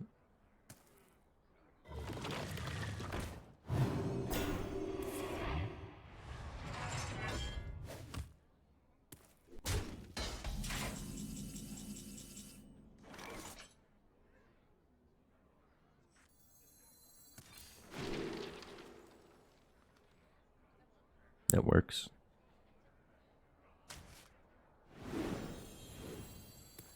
Do try to keep yourselves alive. Follow my lead. We can just keep them alive.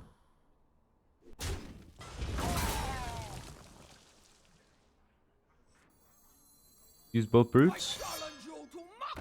We can control the board like this. Swing because we got the pirate.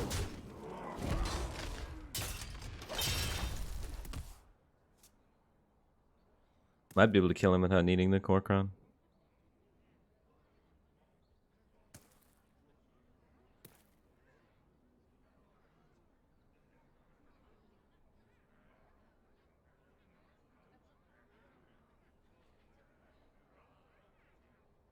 What now?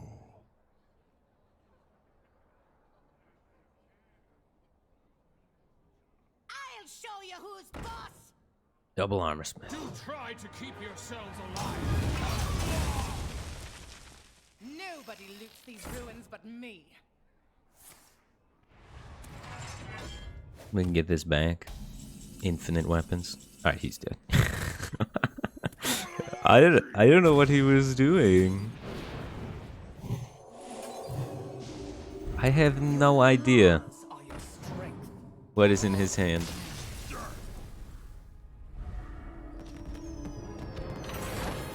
I mean, we were trying to play around stuff and things to limit his options, but they shouldn't have been that bad.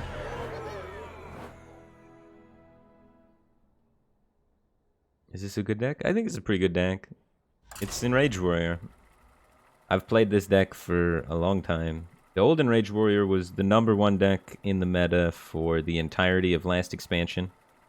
This Enraged Warrior is like 4 cards different, and it's a tier 1 deck in this expansion. So, I mean, I have hundreds of games on the old version of the deck.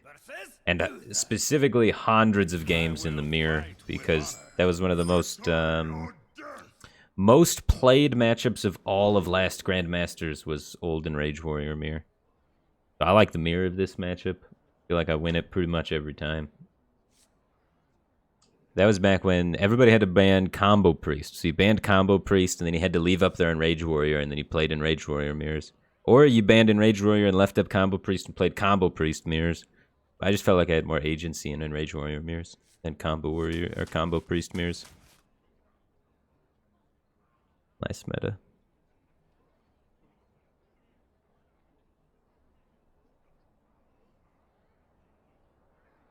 Do we keep the skipper? There's Paladin. Paladin goes pretty tall. They can go wide. We'll keep the skipper. The weapons are probably more important versus Paladin, though.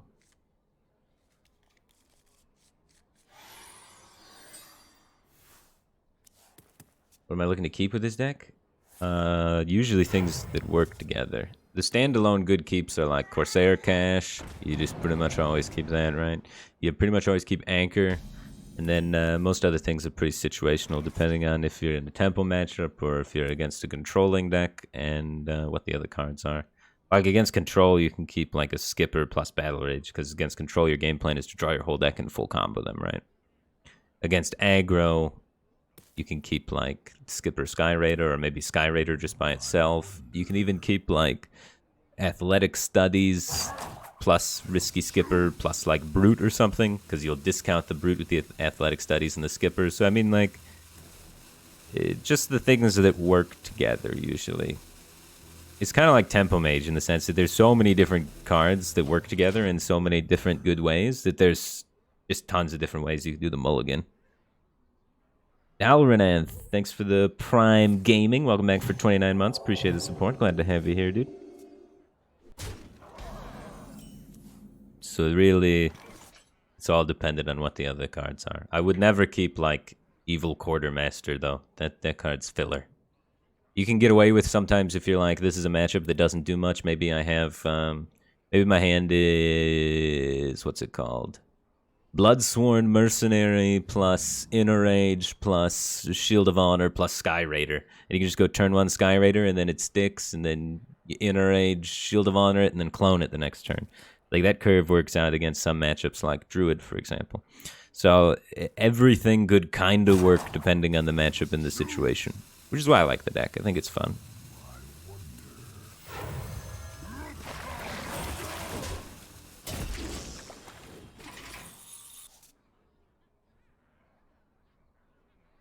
The relatively new list? Yeah, relatively new. Monsanto used it last weekend, or this past weekend, to qualify to the World Championship. And he invented the list. In the light's name. Mummy needs 5 more.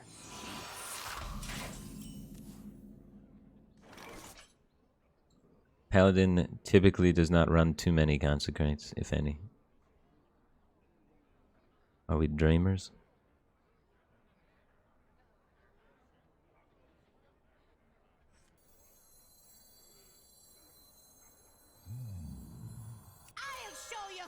When we get consecrated, this is going to be really sad. But when we don't get consecrated, this is going to be super hype. I'll show you who's boss.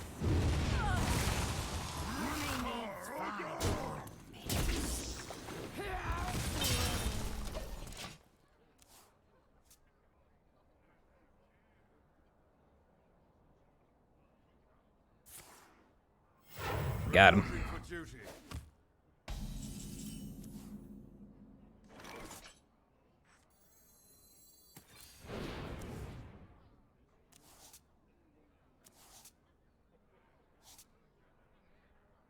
Actually, I have to trade this. We have no skippers for the rest of the game, so we can't really afford to ever fall behind from this point. There's also like good curves against aggro. Warmaul Challenger plus Bloodsworn plus a buff. So if you have Warmaul Challenger plus Shield of Honor plus Bloodsworn can be super good versus aggro. Because aggro usually can't kill like the 1/8 that's left over and then you buff it, clone it. That plays sick.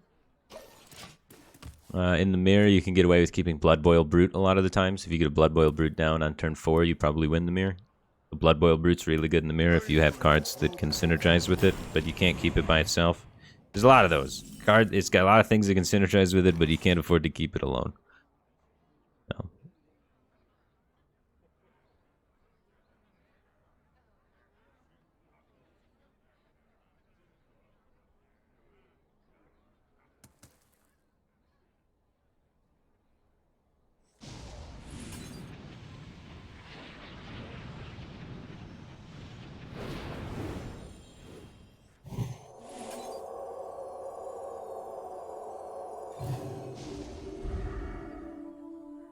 No lollygagging!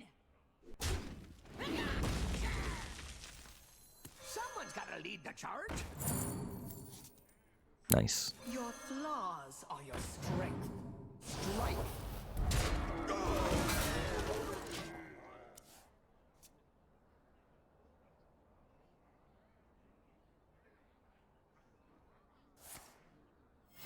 Reporting for duty. I feel bad for you. The Bulwark of Azzinoth tech. Sick. Bulwark of Azzinoth is pretty slick for stopping the combo damage. This is a powerful card. Your flaws are your strength. I should be able to ride the tempo from these to win. I challenge you to Makbara! Punish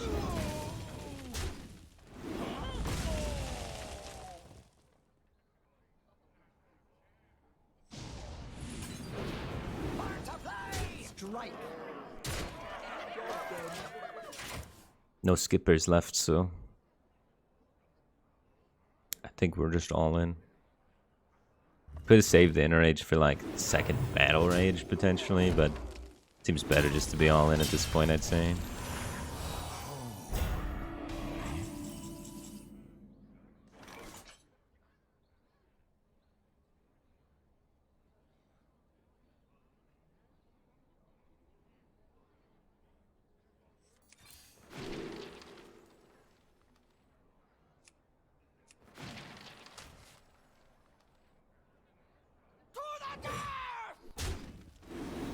Pushing max damage for when our board inevitably gets cleared.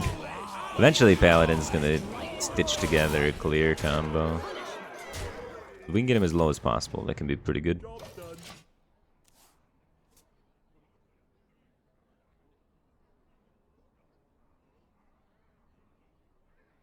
The hardest thing to do about these kind of decks is knowing when to divert from the combo. Well, think about it the opposite way.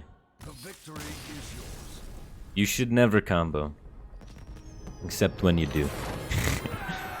If that makes any sense. I know that sounds crazy, but what I'm trying to say is the combo is the backup plan.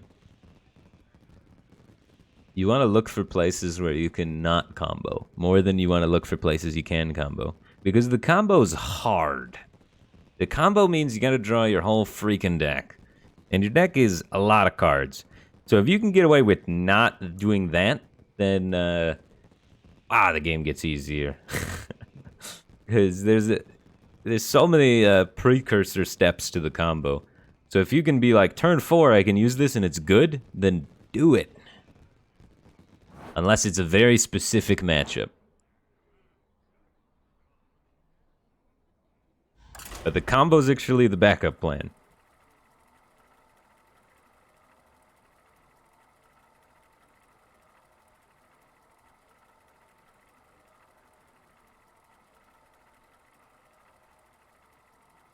The same thing happened with Melee Druid. A lot of people had really low win rates with Melee Druid because they obsessed about doing the melee combo.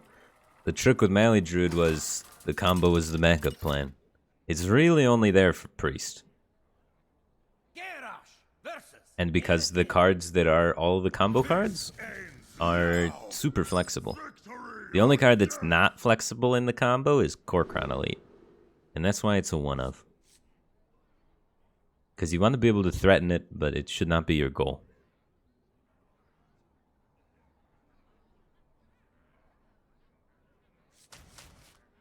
Skipper Athletic Studies Brute. If I hit a Brute off this, it's pretty sick.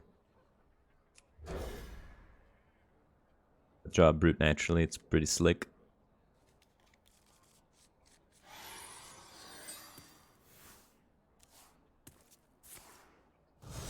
Why don't you just play Temple Warrior then?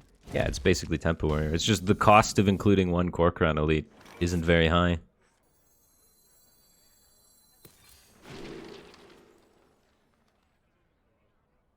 Have they fixed the bug yet? So there's a bug with this that if you play it, it actually does not consume your buff on the rush minions. I'm gonna do this. So if they haven't patched that bug yet, my Brute should still cost 6. You think Grom has a place in this deck? Yeah, you can cut the Corcron and throw in a Grom. They do basically the same thing. If you get caught tunneling too much in the combo, then maybe that's the change to help you pilot the deck better. Just get rid of the Corcron so you don't worry about the combo. Job done. But yeah, the Corcron and the Grom are like the same thing. They're your potential combo finisher damage thing.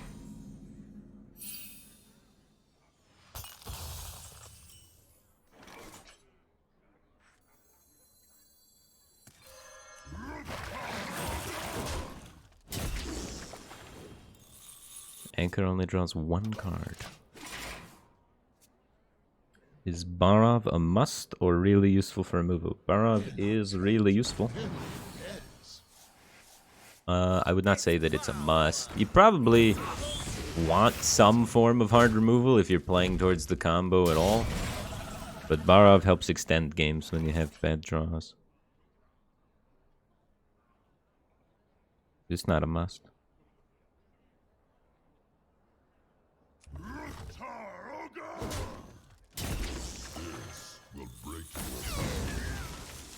Ooh. Nice.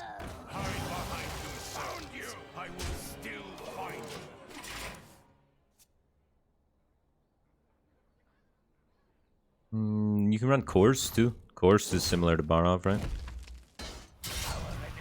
There's like a lot of random one-of big things in the meta. For example, against Demon Hunter, sometimes they make it 12-12 on turn 7. And it's like, I lose if you don't have something that can deal with that. And then some, as I said in the mirror, one of the goals is to be the first guy to play a Brute because the deck struggles at dealing with Brute with only Barov as the answer. You'd get more hard countered by that. So Barov isn't amazing in the deck, and neither is Coerce, but it covers like a weak spot. So it depends on how much you like randomly losing to that weakness. You don't really cover it that much with one card. You're still going to randomly lose to big minions. Just it gives you sometimes an out and makes people have to think about it more before they commit something like that.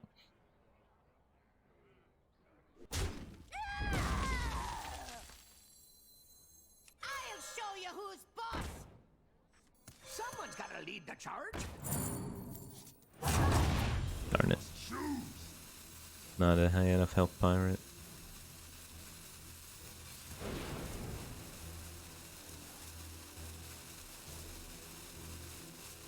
I'm not taking 6.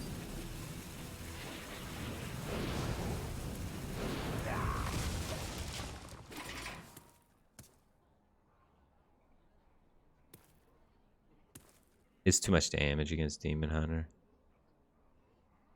We could have saved double enrage since we drew the Corcron, and then if we hit the Bloodsworn, it's sick. But if we don't hit the Bloodsworn, we take 6. We could die within the next 2 or 3 turns.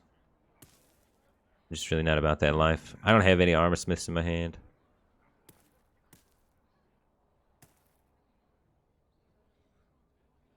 It's too much damage, man.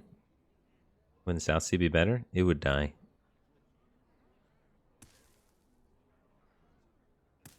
It would die. Demons? We'd go, haha, I'm dead. No, I almost did it. I almost did it.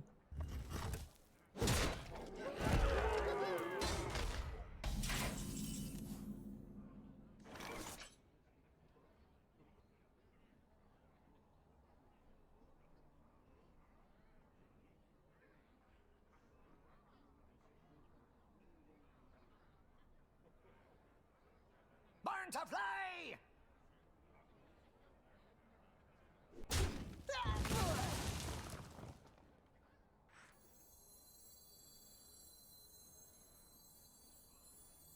This will break your fall.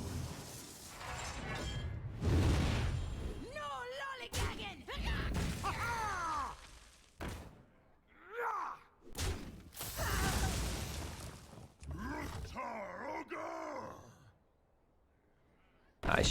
I could go wide on the board.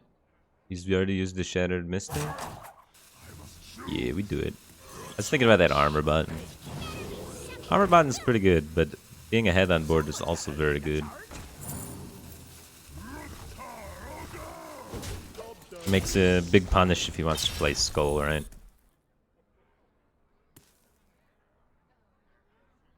Now if he plays Skull, he's taking 7 chip. And that adds up pretty quick, especially when he's down to Warblades. But yeah, Demon Hunter has a surprisingly high amount of health. It's like a 60 health hero. So trying to go for a burn plant on them is sketchy. Because they can randomly gain way more health than you thought. So I like to try and focus on the life gain plan usually.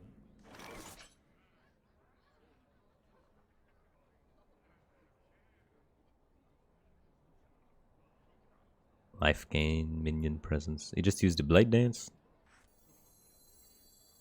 Fantastic. Drink your blood! Eat your flesh! Time to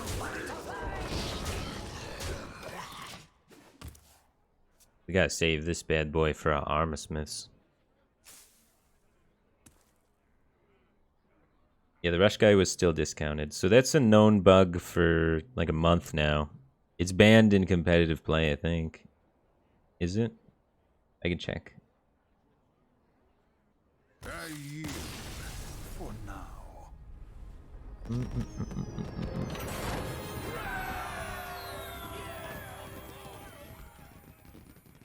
It is not banned in competitive play. You can use that exploit in tournaments. There you go. What's his face? Let's see. Yarla wasn't this week. Can I go back weeks?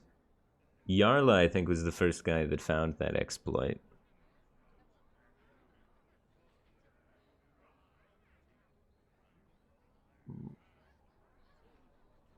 Not this week.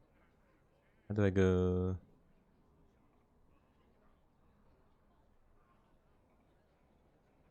Doesn't even have warrior. That one.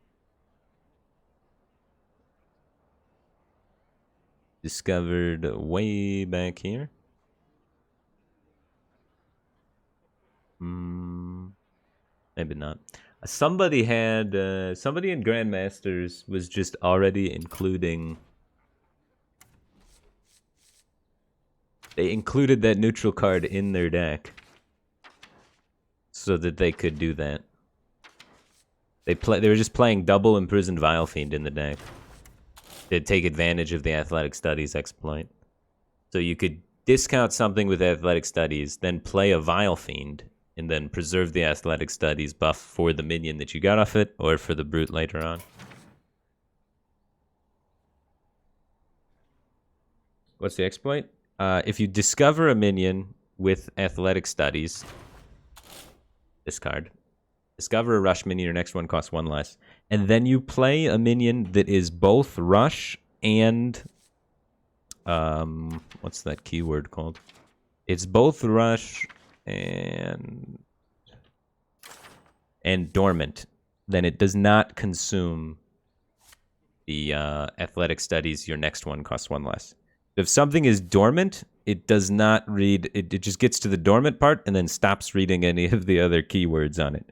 So I assume it works for any discount cards. If you discount something and then play a dormant version of that, the card in your hand will have the discount, but it won't consume the discount. So then you can play another discounted minion later on, thus making athletic studies not only an innervate, but also a discover. So it still costs 2? No. The Vile Fiend costs 1, and then your next Rush minion costs 1 less.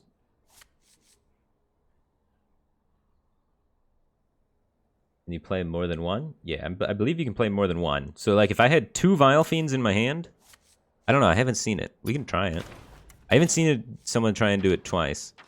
For the time being, I'm just going to cut Armor Smiths and put in Vile Fiends and see if we can do it.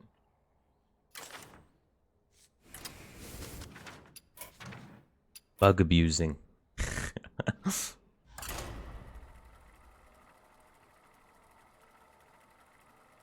It sounds like something that would be hotfixed. It's been known about for like a couple months now.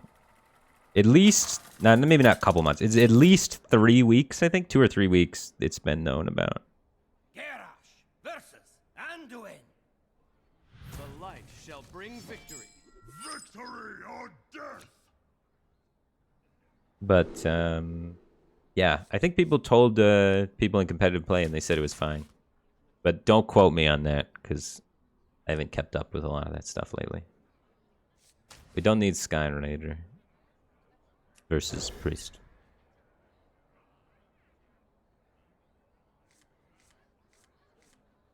Yeah, I should drop the Quartermaster, huh?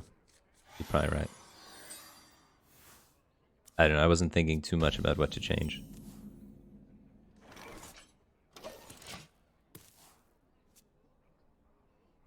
But even knowing that, like, this exploit existed, a lot of people don't opt to use Imprisoned Vile Fiend in this deck, because this is not very good in this deck. So although it is an exploit, it's not a very useful one.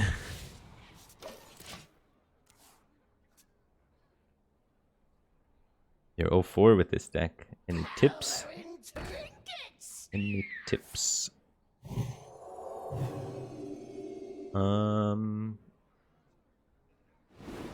Try and prioritize swinging weapons face after the mid game to get in chip damage, and focus on board control.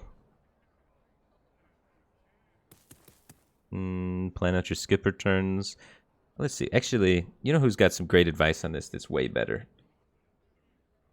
What now? I'll see if I can pull it up later. 1 sec. I should kill that minion. The Hearthstone player Meaty, he's a Hearthstone coach kind of guy, and he like was obsessed with this deck in its first version. It looks like he has still some stuff on his Twitter here about mulliganing and other things and just general tips. So he's got mulligan optimization, turn structure, game plan, and reflection. I'd recommend checking this out. I can link you his Twitter, but his pinned tweet there is pretty good for like the general process. And if you scroll through his feed, he was obsessed with the original version of this deck and has tons of posts regarding it. So you can see a lot of stuff about just Enrage Warrior, and pretty much all of it applies. It's basically the same deck as it was last meta. So not too much has changed in the Rage Warrior universe, you know. This will break your bones.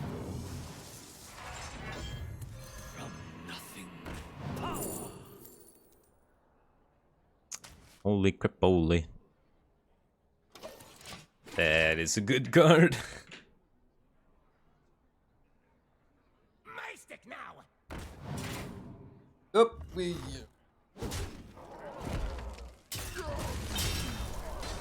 not even too bad. I mean, it's bad. It's bad, don't get me wrong. But cleanup crews here.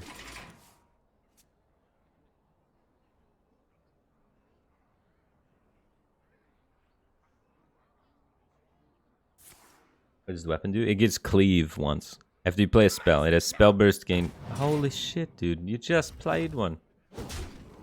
Ugh. Okay.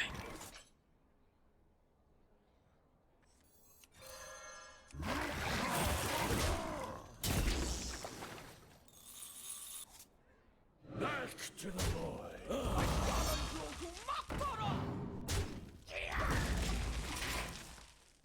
So we can't go for board against priest. You need to go for full combo because they kind of defeat the board. And it's going to be really hard to make it to full combo under the amount of pressure that we're under. So this one's going to be tough. We don't have any card draw either.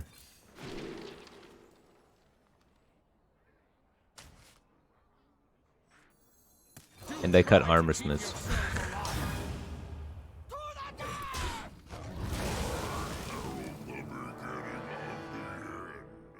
Okay, well that's unfortunate.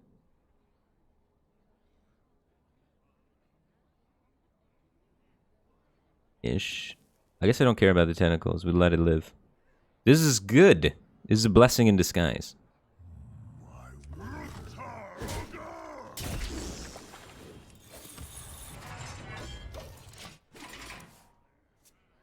Eddie ain't got no daddy. Thanks for 4 months. Welcome back to the Batcave team thing. Appreciate the support. Glad to have you back, dude.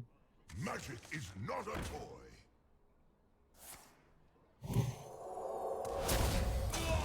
Not lose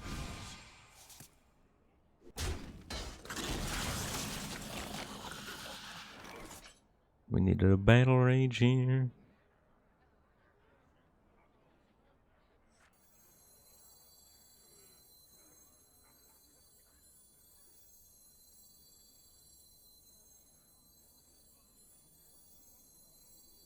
What now?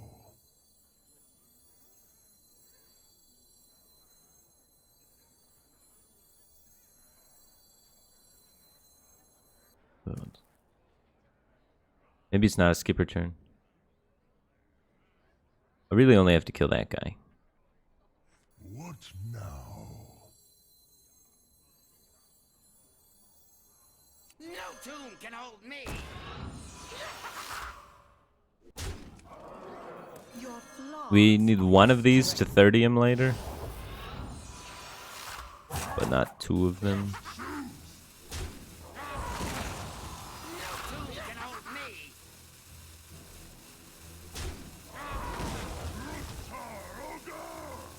I should have ran into that first. Probably didn't want to take this 4, honestly. I don't know, 4 is not too bad. I really need a battle rage with this skipper. Otherwise, we're not going to be able to make it through our entire deck.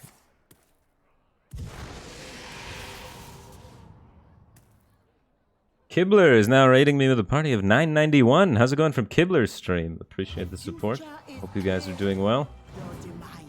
Hopefully Kibler's stream went pretty well. What's Kibler playing? Is he still playing Constructed, or is he doing more Battlegrounds now?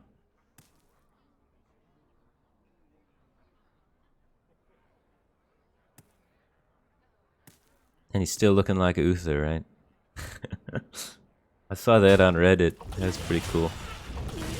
It's always nice when you see a positivity thread, man. No tomb can hold me. And then Kibler with the Paladin Uthery stuff. Responses were spot on. That's pretty cool.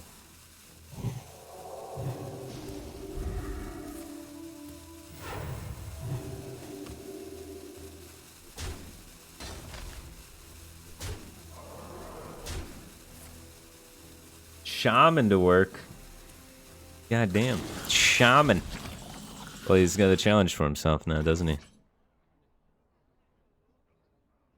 No card draw.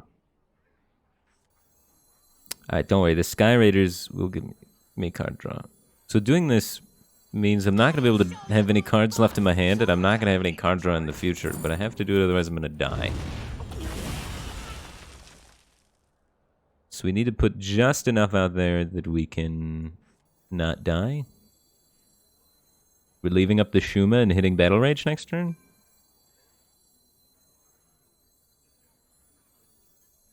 Or we're just full skipping it. What now? And then only having 1 minion for Battle Rage? Maybe 1 minion for Battle Rage is fine, though. Someone's gotta lead the charge. I have no weapons left for that guy.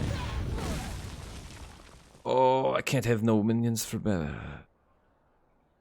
This doesn't count as a minion for Battle Rage anyway.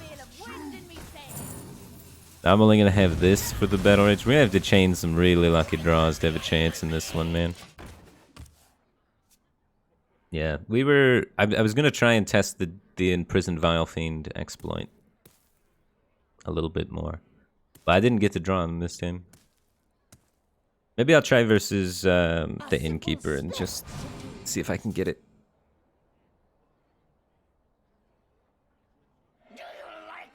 What's the exploit? You can preserve discounts by abusing dual tribe cards, specifically dormant cards. You get to preserve athletic studies discount, but I don't know if it works twice. I know it works once. That's confirmed, but I don't know if I can double it. I almost have lethal, man. I'm 2 cards off lethal. Okay, I think that's the out. I'm going for the 1 in 12, and I have to have a minion. I have to have this 5/4 connect, and then there's a 1 in 12 I have lethal. Or I can armor pass.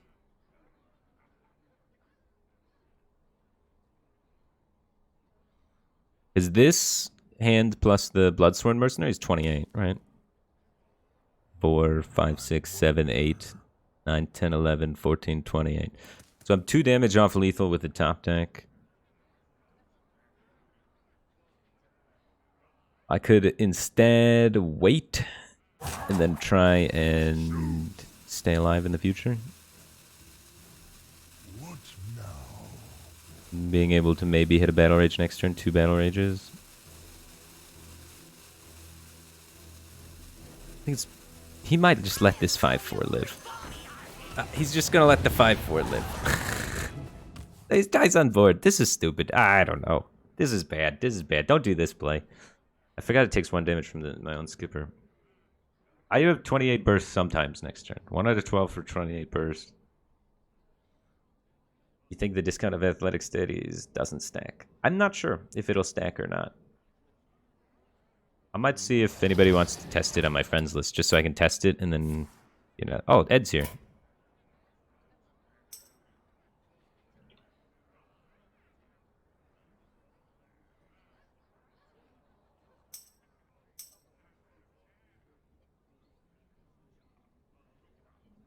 But the thing about the stacking is, does the stack reset? Or not? My assumption is that it will. But it might not. 1 damage off lethal sometimes. Okay.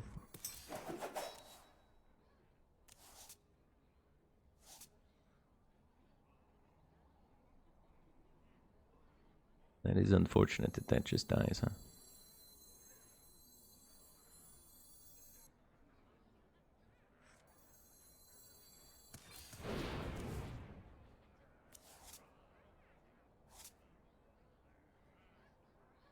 So I have 28 damage next turn. In a dream. No lollygagging! I challenge you to Makara!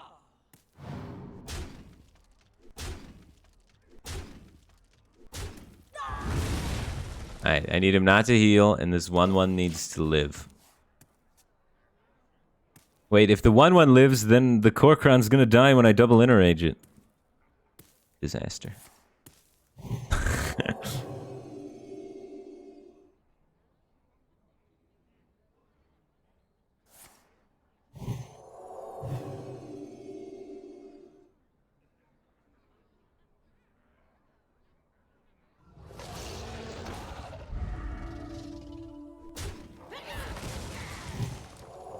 Oh, I could just interrage the Divine Shield off, yeah.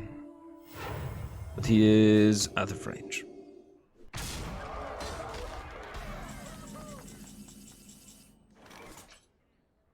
And we are dead.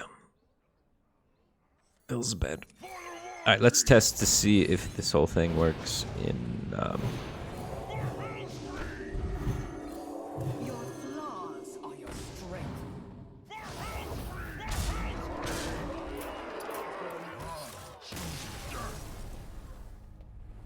This is a rough draw. The card draw was just all buried. And the start was... I got the double sticky fingers that game. Getting double sticky fingers made it a bit harder. I'm gonna see if I can discount my rush minion to 0, play a rush minion, and still have the discount exist.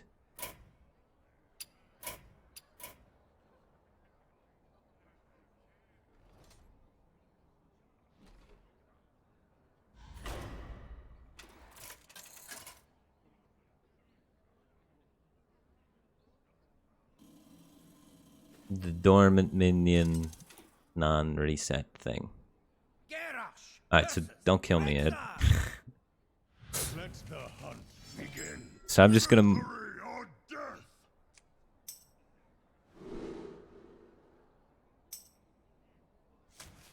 I gotta find... We have Rush Minion 1, and now we just need to keep drawing through our deck until we find all the Rush Minions. The Imprisoned Vile Fiend, more specifically. Alright, just take a brew. So, we know already that when I play Imprisoned Vile Fiend, the Brute will still cost 6, and the buff is preserved. But we don't know if I play 2 Athletic Studies, will the buff be preserved. If I play this for 1 mana, this will still cost 6. I know this bug.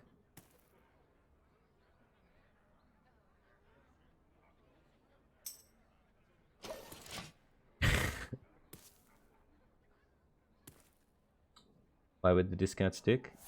I don't know, but it does. I know that it does already. I'm just testing to see if it double sticks. This will break your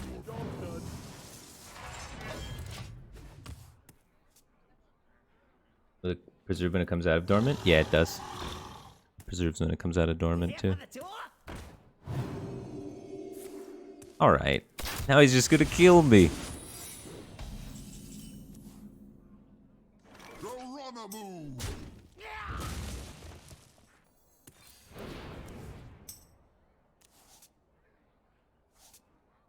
Someone's gotta lead the charge. I need to find another Vile Fiend, and then we'll know. Job's done. Alright, not another Vile Fiend, another Athletic Studies, and then we'll know for sure.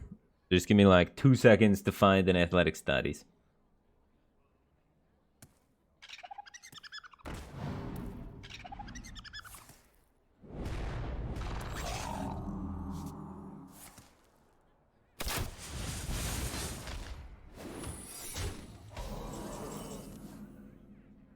No, I had to have that.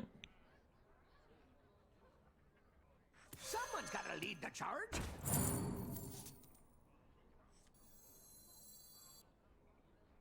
E.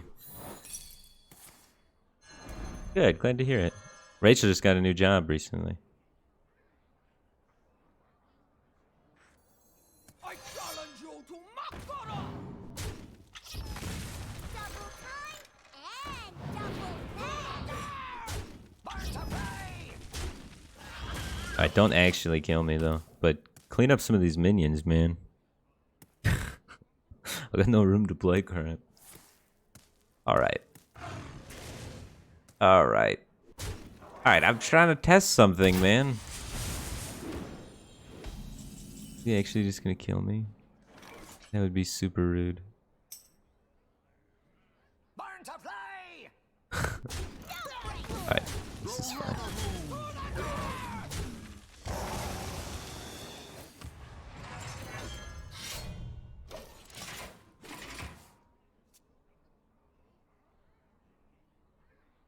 fly. Make true toys of them. Burn to play! Dude, he's got the Vectis in there.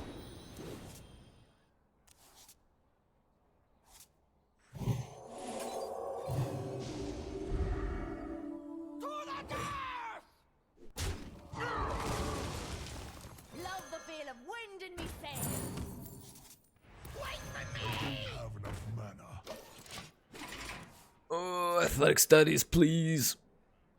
I should have added more card draw to make this go by faster, man.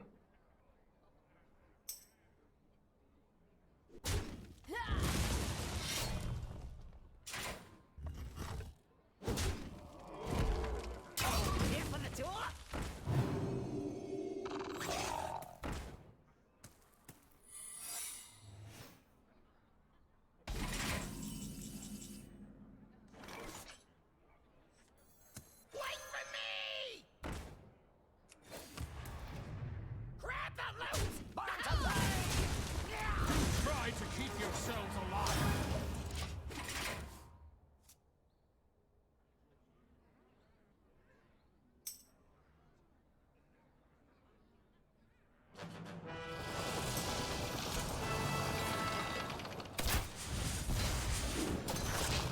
Holy crapoli.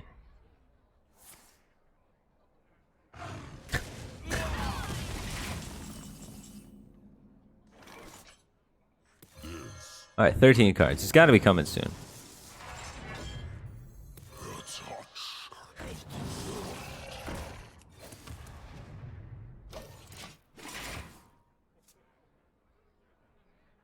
Nothing but a bunch of big birds. He's going to accidentally kill me for sure.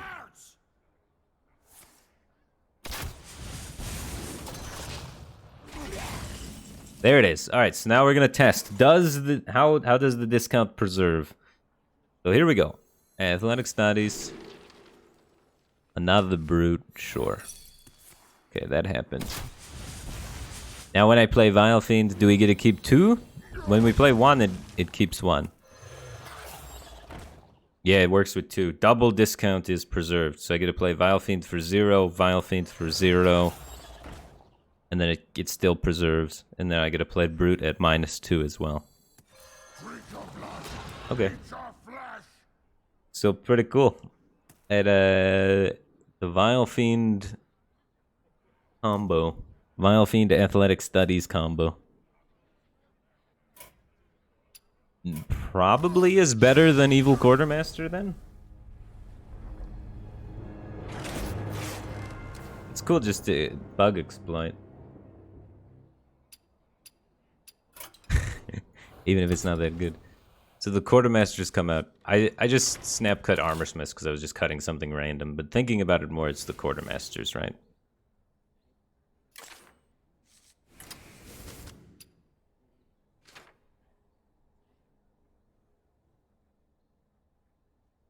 And we know when Vile Fiend Awakens, you still keep the discount. I should have waited. But, yes. When we were doing it with 1, it worked. I don't know if it keeps double discount, but it should if it kept 1 discount, right? So I think it works. So let's go out there and bug exploit the ladder. I don't know. It's not that strong of a bug exploit, though. It's kind of weak. Remember what happened with Toast in the exploits? Yeah, but he was, like, skipping turns. That's, like, actually cheating. This is more like a little bit of an advantage. It's, who knows, maybe this is the intended interaction. I don't know. We could probably get away with something like this. He plays minion, I skip a raider brood him. Skip a raider brood him.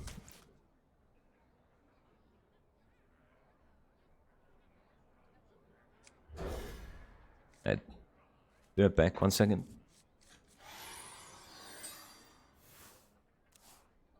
Someone's got to lead the charge.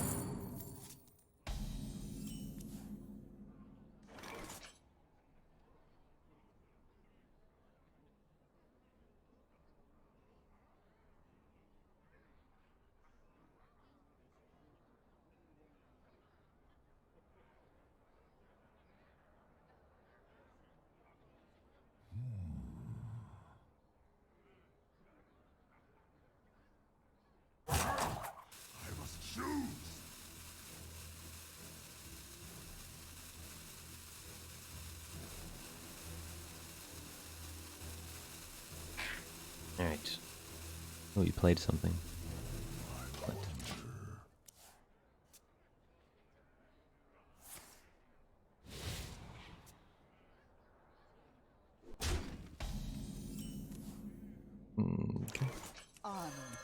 ain't a fit. Next turn we can get 1, 2, 3, 4 minions injured. Bringing the cost of this down to 3. We only have 2 mana though. It's not quite enough, but it's approaching. If he plays a minion this turn, we could get him. I wonder. Play minion. I challenge you to Makara! Ow, but my minion died. So that doesn't quite do. So let's see. Yeah, we're 1 mana off.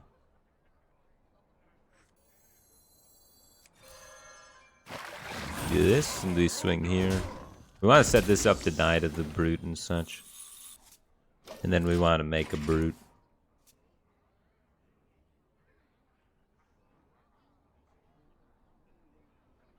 Yeah, we have the potential for that now, Regal Machine. We have the potential to go double Athletic Studies into double Imprisoned Vile Fiend, and then follow that up with a Brute when the Vile Fiends pop.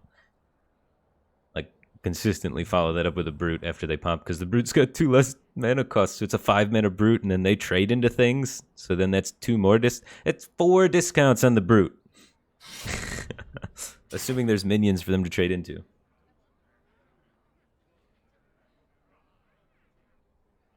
Is it just the discovered one that keeps the discount, or all Vile Fiends? All Vile Fiends keep the discount. So that's why I run 2 Vile Fiends in my deck now.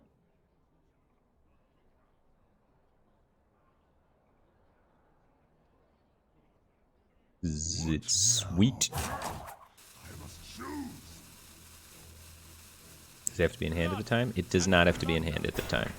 It just works.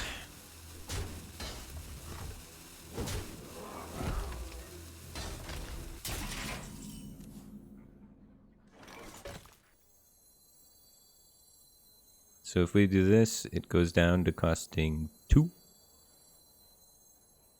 And then we play it, and the next one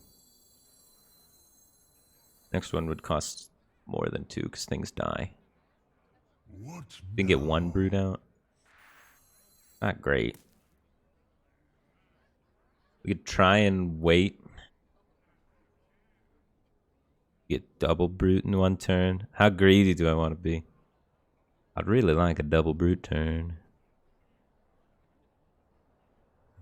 I wonder.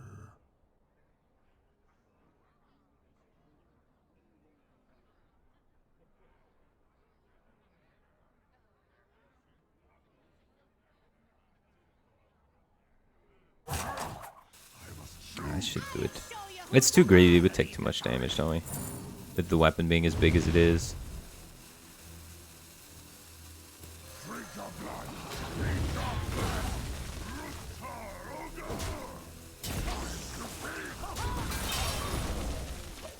Hopefully he doesn't have the brute to brute bank my brute. Or a good skipper turn to skipper plus weapon down my brute. I guess he just needs a spell here and he gets to farm this. It might have been a good idea. No, even if we, no matter what extra 1-drop we add onto there. Man, this weapon's so strong. I can't believe it took us so long to figure out that Reaper's Scythe was good. Nobody tried Reaper's Scythe for so long. In Enraged Warrior. This seems so obvious now. But man, that card's powerful. I wonder. Deck was bad into Druid. Debatable.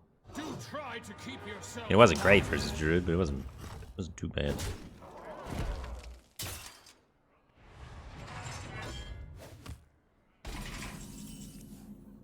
He had the counterplay.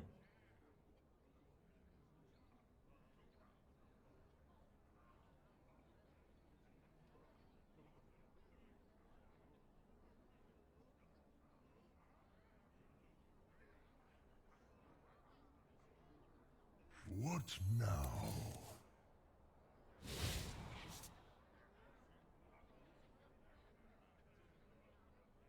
No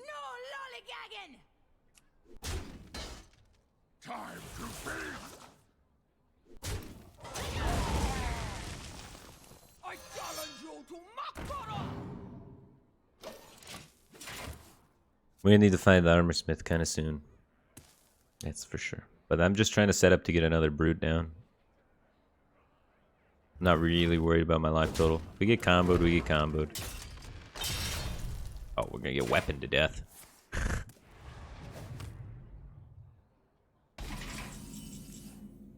Ooh, where's my clone guy when you need it, huh?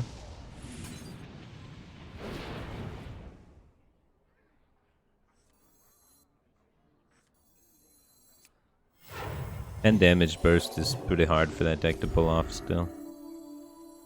Needs like Corcoran Inner Age clone still, so armor's not gonna change anything.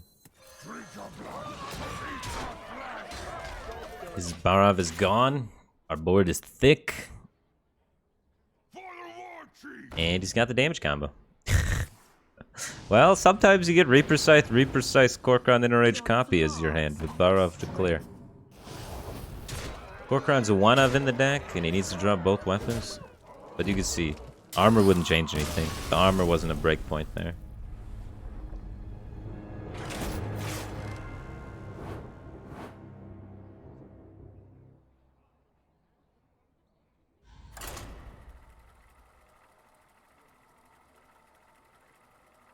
So I think that's the correct way to still play that matchup.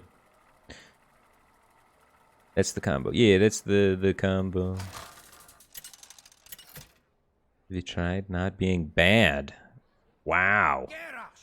No, I never thought of that. Thanks, RC Crimson. I think I played that game well, though. If I had the chance to do it all over again and go back in time in a time machine, I would play that matchup exactly the same way.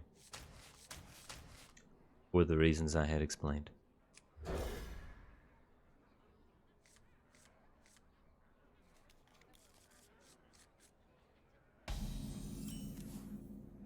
It's not always about winning and losing, it's about taking the right choices.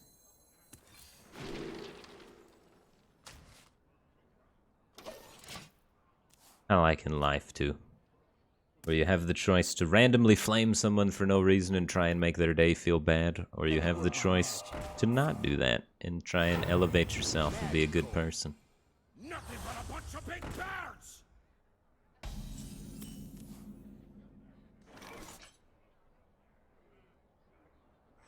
I save this armor smith for more armor later.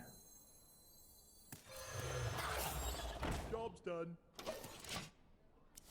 Choices are weird like that. Sometimes you don't see the rewards or the negatives immediately. It takes time. But there's positives and negatives to everything. Even if you don't see them immediately. They're always there. And they'll show up eventually.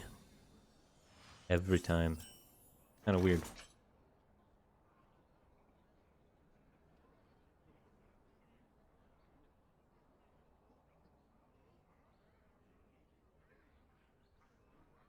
Now the armor smith turn. Skipper armor smith 1, 2, 3, 4 discount on the brute. Am I worried about getting a brute out against face hunter? Not necessarily, but kinda. I think we can probably get away with trying to get a brute out.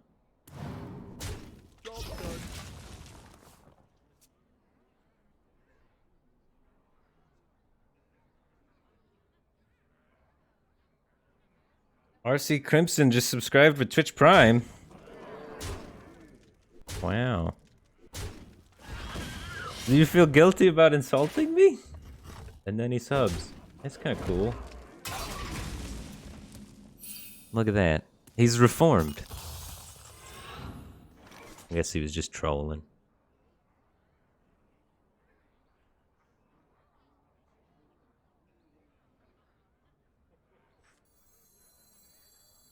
If we injure 1, 2, 3, 4, 5.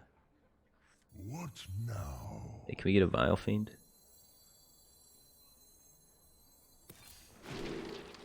We can, okay. Free Vile Fiend. Bug exploding at its finest. And then We injure 3 more minions, so then we get to play the brute for 0, and we win. I think the Vile Fiend edition is good, guys. I think this is strong. I haven't tested it super thoroughly, but it seems pretty good. Free Vile Fiends seem not okay.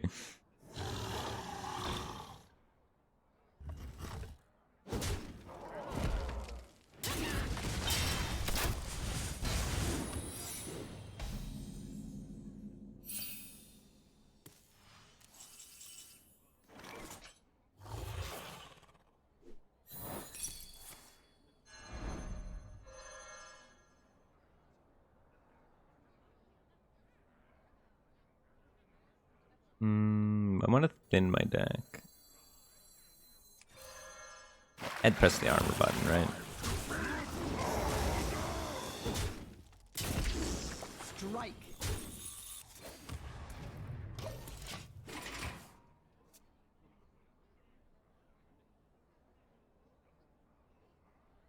What's the bug, right? Yeah, probably. I don't know. Maybe that's how that's supposed to work. But it feels like a bug. Have to read this one.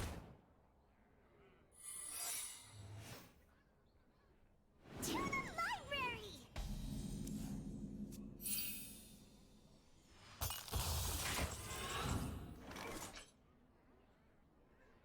Thanks, Jigglypuff Fridays. I appreciate that, dude. Hope you're having a good day too, man.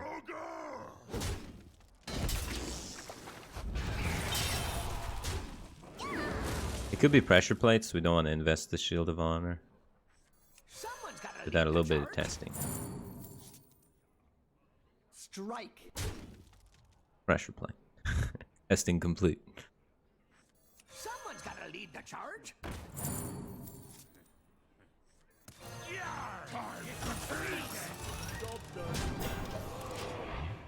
Mivad, thanks for 9 months. Welcome back to the Batcave team thing. Appreciate the support. Glad to have you back, dude. Does playing a dormant minion count as playing a minion for Risky Skipper? I'm not 100% sure. To be honest with you. I don't think so, but maybe. I should know the answer to that.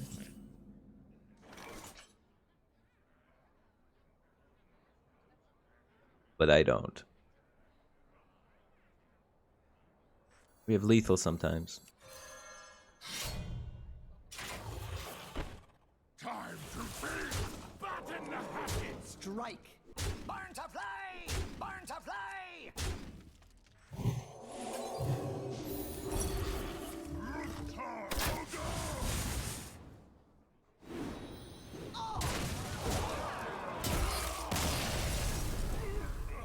Can you do that earlier in the game? I had the opportunity to, but did not earlier in the game.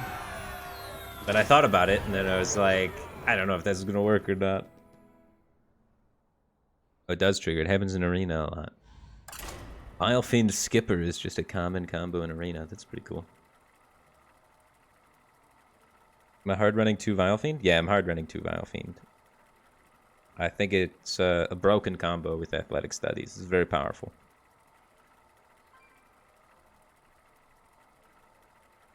The discount preservation combo / exploit is super effective.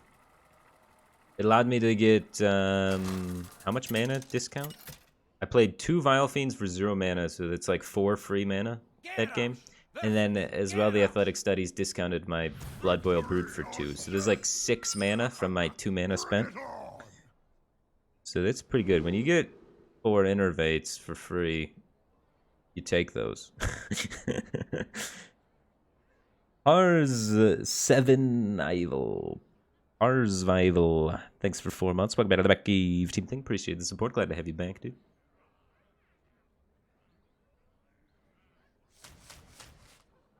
None of this. Weapons and brute combos.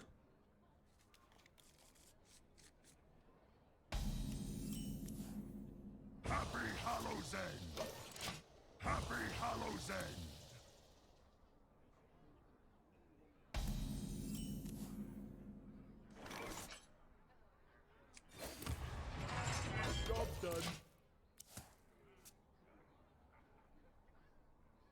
Gonna co-op with purple now that he's back? Yeah, when everybody feels comfortable for that. I don't want to pressure him too much or anything. But I'm glad that he's back streaming, man. He was going a little crazy. I challenge you to Makara!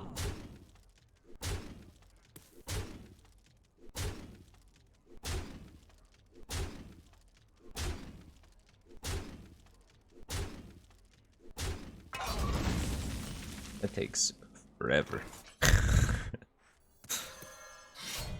I like holding the swing. He could be control warrior. Wormhole challenger is in control and regular. Alright, he's the mirror. We're cool. If he's control warrior, we just lose anyway, so I'm down to take that risk.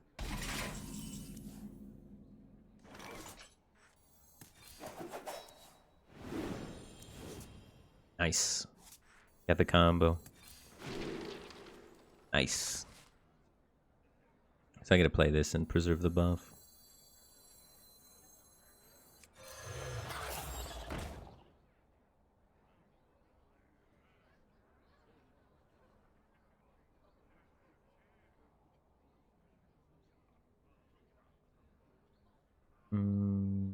Yeah, I guess I play this. Made to fit.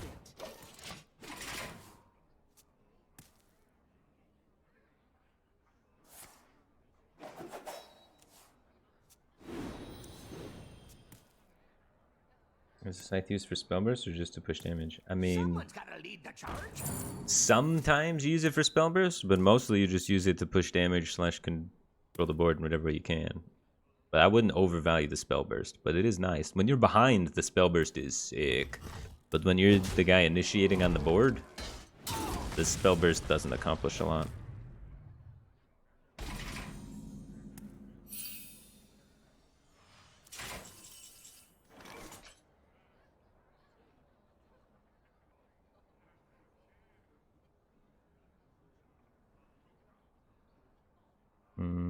I need a cheap minion to play with the skipper, ideally. At least we have this activating next turn, which can hopefully discount the cost of that and allow me to pair it with stuff. Ideally, I'd like the Bloodboil Brute and Bloodsworn, since he has used his spell burst. But we're just gonna wait for the time being. Don't want to use too many resources too quick, too inefficiently. Drink up me Ah, owned by RNG yet again. It's not too bad.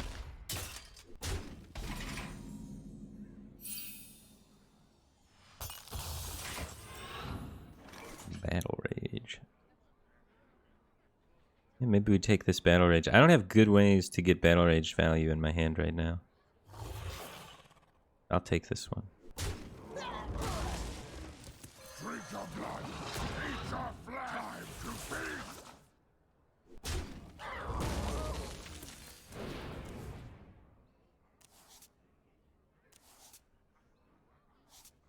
We don't want to swing. We don't have another weapon. We don't want to activate his Battle Rage. And we want to save it to be able to control the board. The board's more important than the combo. Although, maybe that's not true. The combo might be more important than the board with this hand. This is a combo-y hand, man. Double Shield of Honor, Korkron. It might be combo gamers this game. Ellie Sigil 2.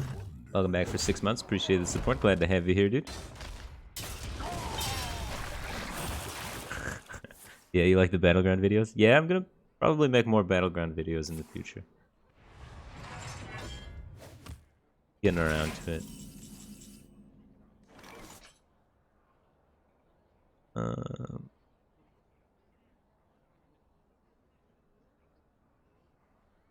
Are we swinging? Swinging. And we have Skipper to activate the Shield of Honors. So that's 7, 8, 9, 10 mana. To do 3, 6. We could have just jammed him there, I guess. But yeah, we get 3, 6, 10, 20. Did we just wait and then try and hit him for 20? And then we have the clear whenever we need it. And if we get an inner range, we have 2 skippers to play with instead of 1.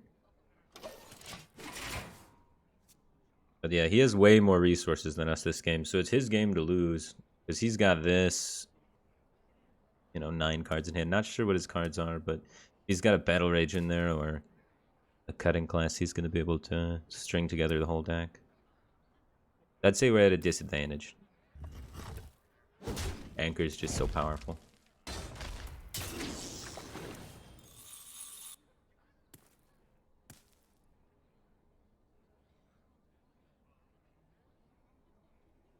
I'll show you who's boss.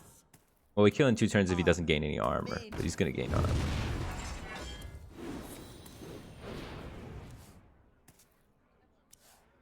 No brutes or anything. There's only 3 injured minions, so he can coin brute. Not the strongest brute, but he could do it.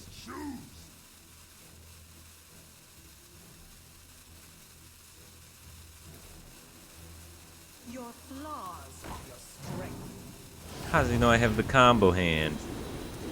That's a suspicious clone.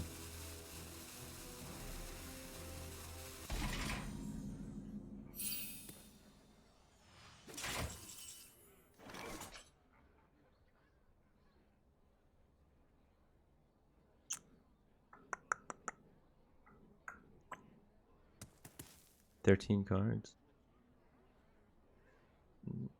This is draw 2.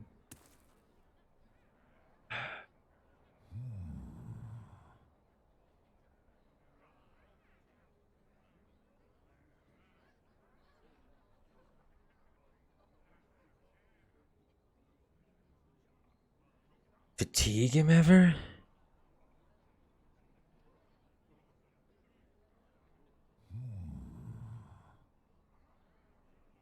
You can copy this and it has rush too.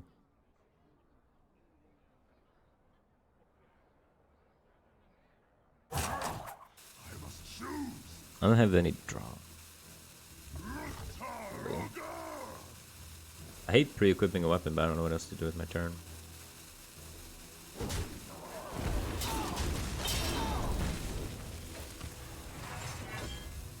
I need to pre-equip this one if I pre-equip any, because I can't guarantee that I want to draw next turn.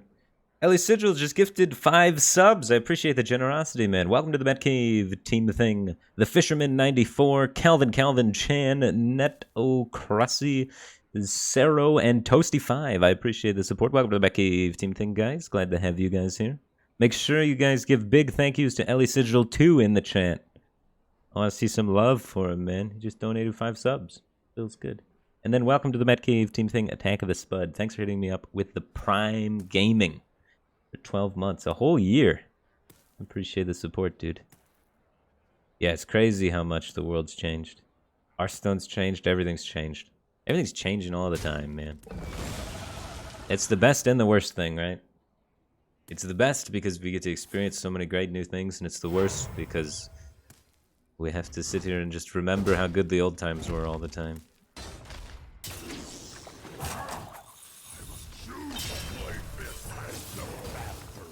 Okay, fatiguing him gets harder now. More variables are entering the mix.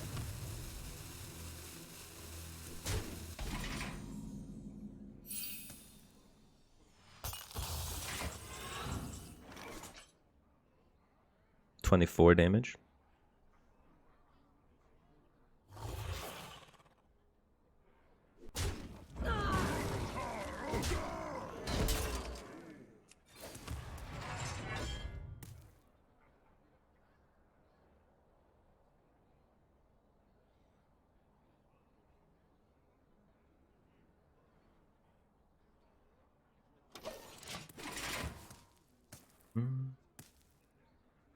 I don't have an armor smith yet. He's gonna be able to combo me first.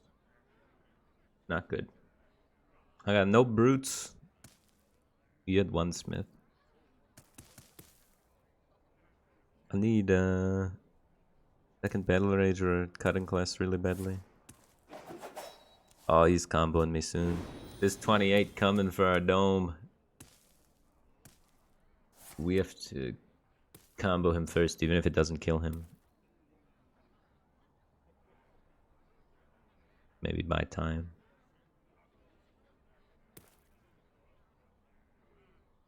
Or we have to hit an armor smith and do an armor gain turn.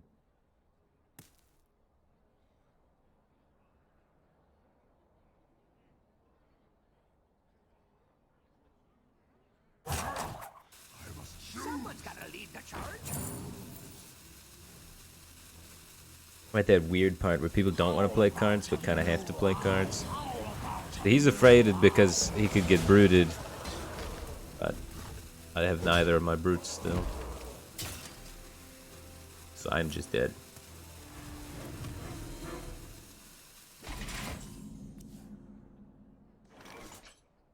I have to do this. I'll show you who's boss. Do try to keep yourselves alive.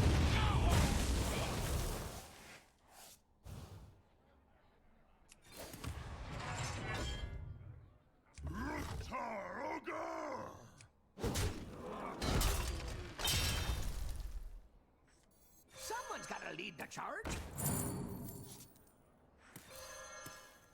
Order lol. Order lol. A big noobed it. Inner age top deck 1 in 11 for 28 burst. So happy to see the green skin. We really need an armor smith. Armor. He's got a second armor smith. He's also got Kargath Prime. That's gonna be tough to beat. Alright, so now he's got 28 burst. We are dead.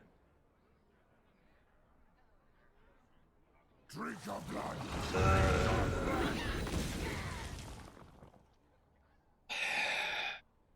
GG.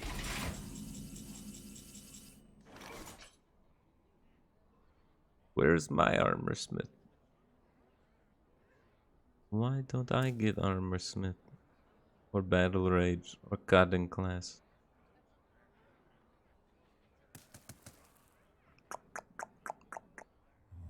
I wonder.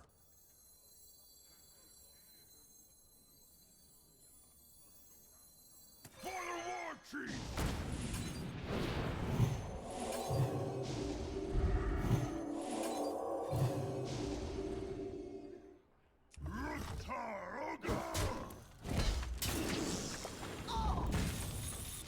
Someone's gotta lead the charge. Your flaws are your strength.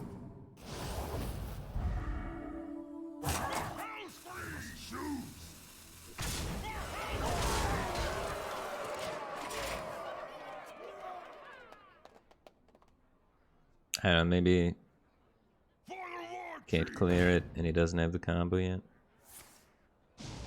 I should have just YOLO comboed earlier, probably.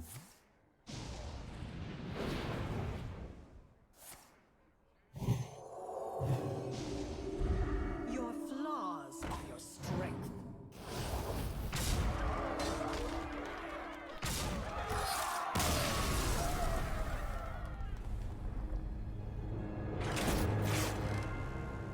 It's tough. He played well. And we drew like ass. I don't know. I hate when you draw the combo first in that matchup. I'm a board control guy. You got a board control earlier.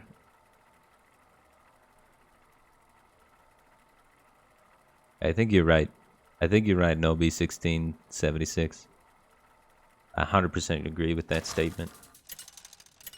During the Barov turn, I was supposed to not Barov, but just combo since he was down both skippers. Let the hunt begin. And if I combo there, then maybe he's not able to do anything. Maybe I can get it to stick and my board presence can allow me to find the skipper. I effed it up.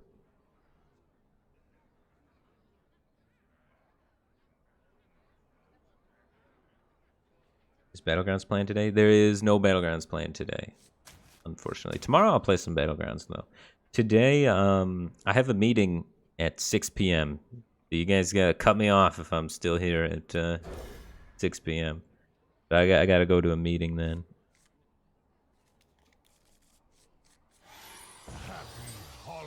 A super secret meeting that I can't tell you about. With super secret people that I can't tell you about.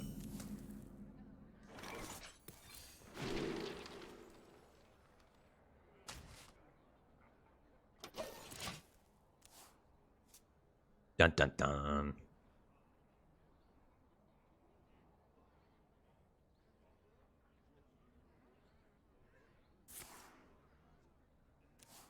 Meeting with the CIA. No, not the CIA.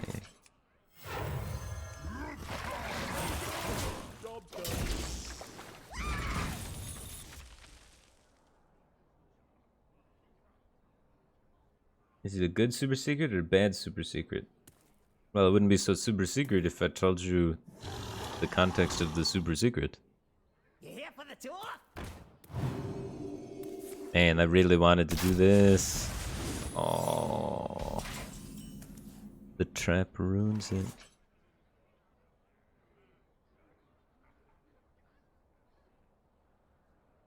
think it's freezing. Gotta be pressure plate. One time, pressure plate. The blade fist has no map.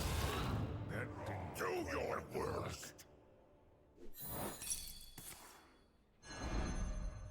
Thanks. Unfortunate.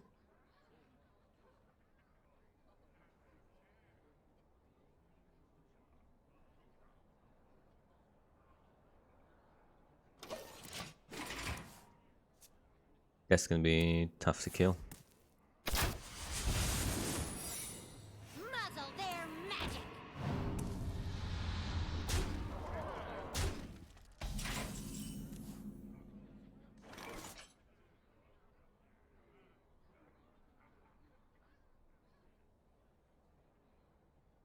Okay. So if I skipper, that does 1 to everything, and then I can do 2 to everything by playing the Sky Raider. And I can clear the thing. But it costs me everything. And I also have to take 4. Seems pretty crap. But also seems like our only option. Especially when it's snakes.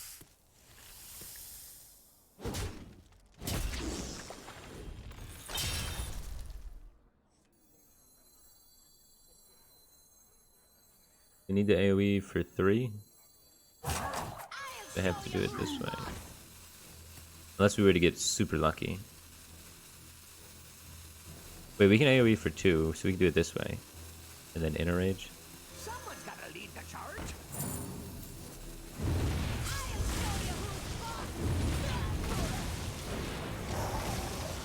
That's better. We at least have stuff on the board that we can Shield of Honor and we can get more procs. To my side.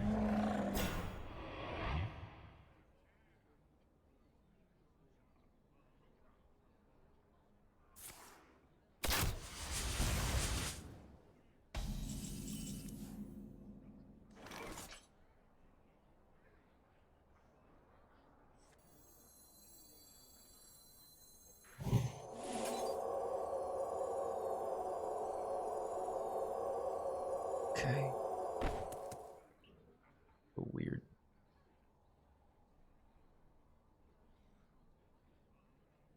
No lollygagging. This procs, right? Does this proc? Does anybody know? This is something I needed to know that I haven't bothered to figure out yet.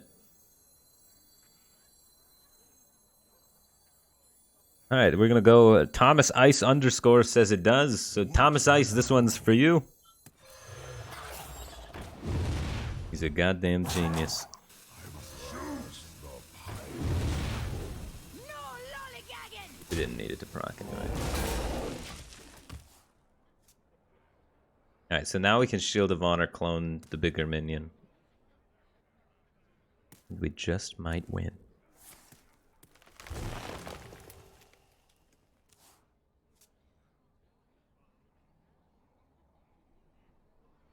didn't matter there. It didn't matter, but it mattered in my heart. Now we know how the interaction works too.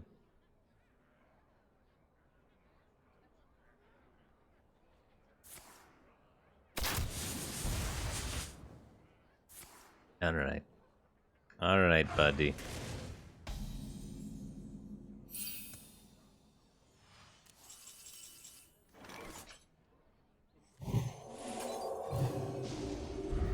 Your flaws are your strength. Scurvy. Well,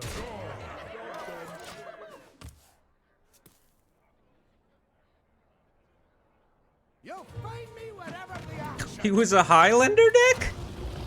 What? No way. I guess. Holy crap. I had no idea he was a Highlander deck. I thought for sure that was Face Hunter. Like, for sure. With how strong his curve was? That was nutty. That's the best Highlander Hunter curve I've ever seen. For a solid... At least this expansion, that's the best Highlander curve I've ever seen. That was crazy. His curve was powerful. He didn't float a single mana.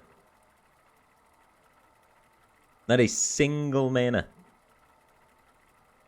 He spent every mana every turn. And cheated mana. It's crazy. I was like, alright, this is Face Hunter. I have a chance to stabilize. I can maybe have a cool lethal with 3 South Sea Captains. And then I died. That was wild, man. You asked for it. victory or death. When are you transitioning into variety? I'm gonna try and do it slowly. The plan was to do it on the weekend. I'd start streaming some variety stuff. But then the weekend happened, and I was like, this is my first weekend off from GM. I deserve a weekend. So then I didn't do anything. I went hiking with Zlay and stuff. But the plan is on the weekends. Do it. Oh, baby. Look at my turn 2. Check this out. You'd think, Firebat, why'd you take another 2-drop? You're not going to be able to play them both next turn. But check this out. Athletic Studies is OP. I gotta do this now. Boom, 1 mana. Boom, 1 mana. And my Athletic Studies is still discounting the rush minions in my deck. Boom.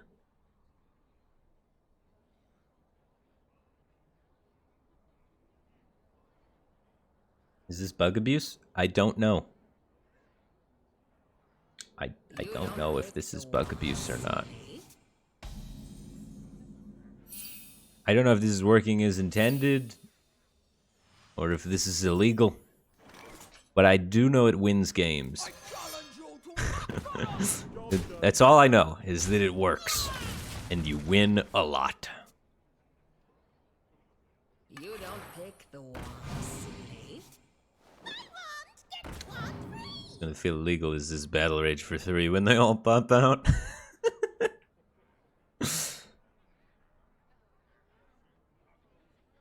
Does the discount go away after they wake up? Nope. You're just gonna keep discounting things from your deck for some reason.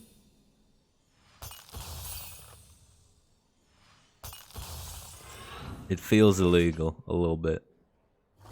But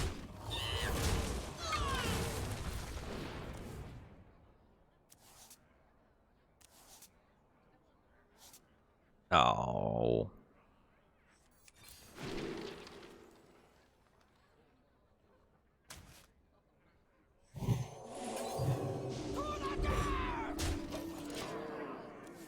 Pretty good turn 4. Yeah, I think the Vile Fiend is a good addition to the deck. We have a cheap, fun deck I'd recommend. How expensive is this deck? This deck's pretty cheap. Someday I'll be just like you. There's 1 legendary. And he's not mandatory. Vile Fiend's a common. I guess Wormhole Challenger is an epic.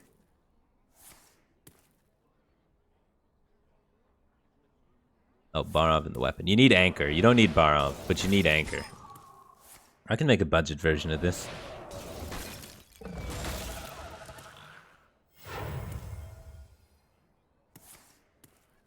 Next turn we have this plus this. The cutting combo. Alright. Alright, mage. Time runs out on me. Mage hit its combo.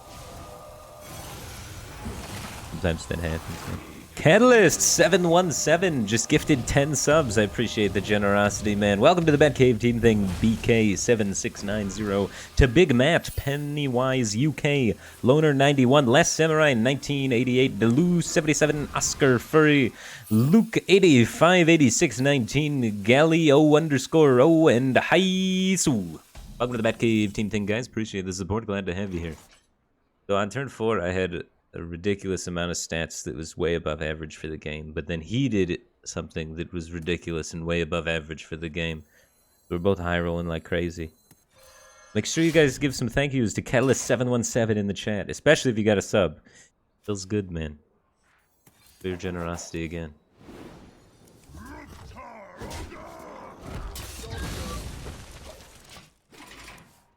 But yeah, we had our high roll opener, and then he had his high roll opener, and nothing beats a mage high roll.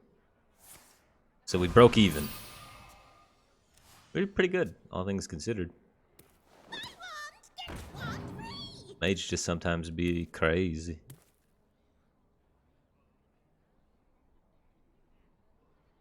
Yeah, what happened to the lights, dude?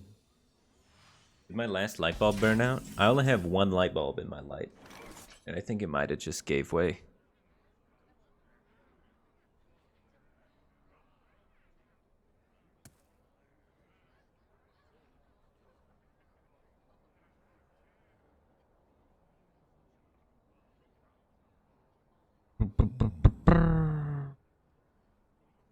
Okay. I want to do. The battle rage is super awkward. I think I'm just gonna gain armor and set up. Take a nice little do nothing, get ready for the future kind of turn.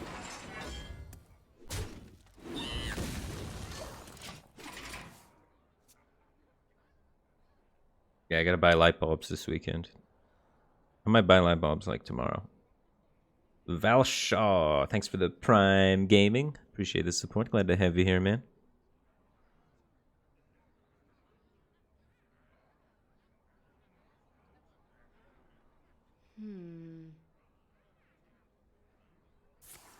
Amazon Prime some light bulbs.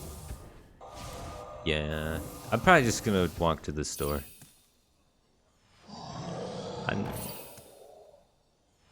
But yeah. Okay. Whoa there. Those are some 8 drops.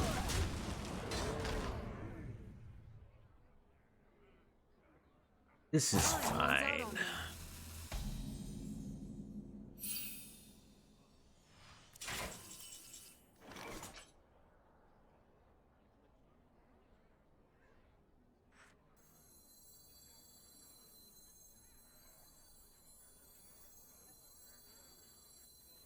No tomb can hold me. I want to get like a bunch of injured minions so I can battle range. Need to get 3 more, so I have to like hit one. Run this. I can interrange this guy. Oh.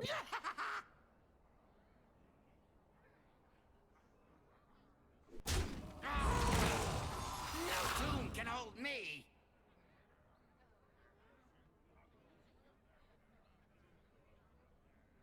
This is not the right way to do this turn.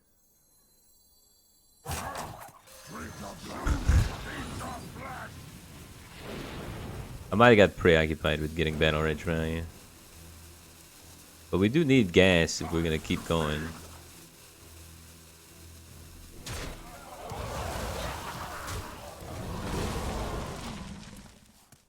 But I did just take 14. I took 14 damage to get 3 cards. Someday I'll be just like you.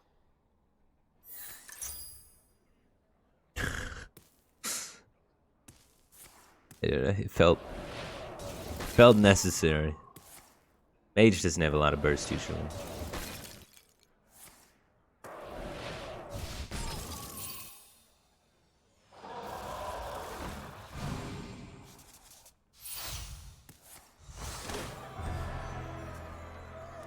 He completed the side quest. How does he still? This is ridiculous. This is very above average for mage, dude. This is turn 7. He has almost no cards left in his deck, and he's played 2 8-drops. He's played 3 8-drops, and almost drew his entire deck. Weapons for my master! We're dead. That was upsetting, man.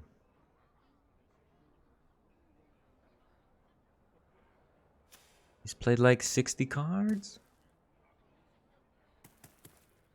Oh! Dude, on turn 4, I had a 3/5, a 3/5, and what was the other minion? Turn 4, I had like 2 3/5s and a 4/6 Divine Shield against nothing. And he killed all of that and developed a ton of minions and generated like 10 cards.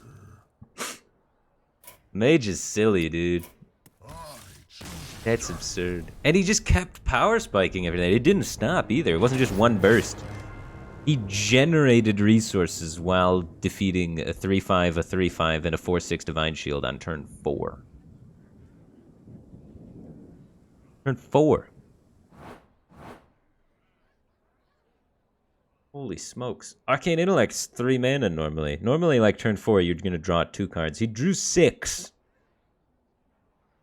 Killed 2 3/5s and a 4/6 Divine Shield. That's crazy.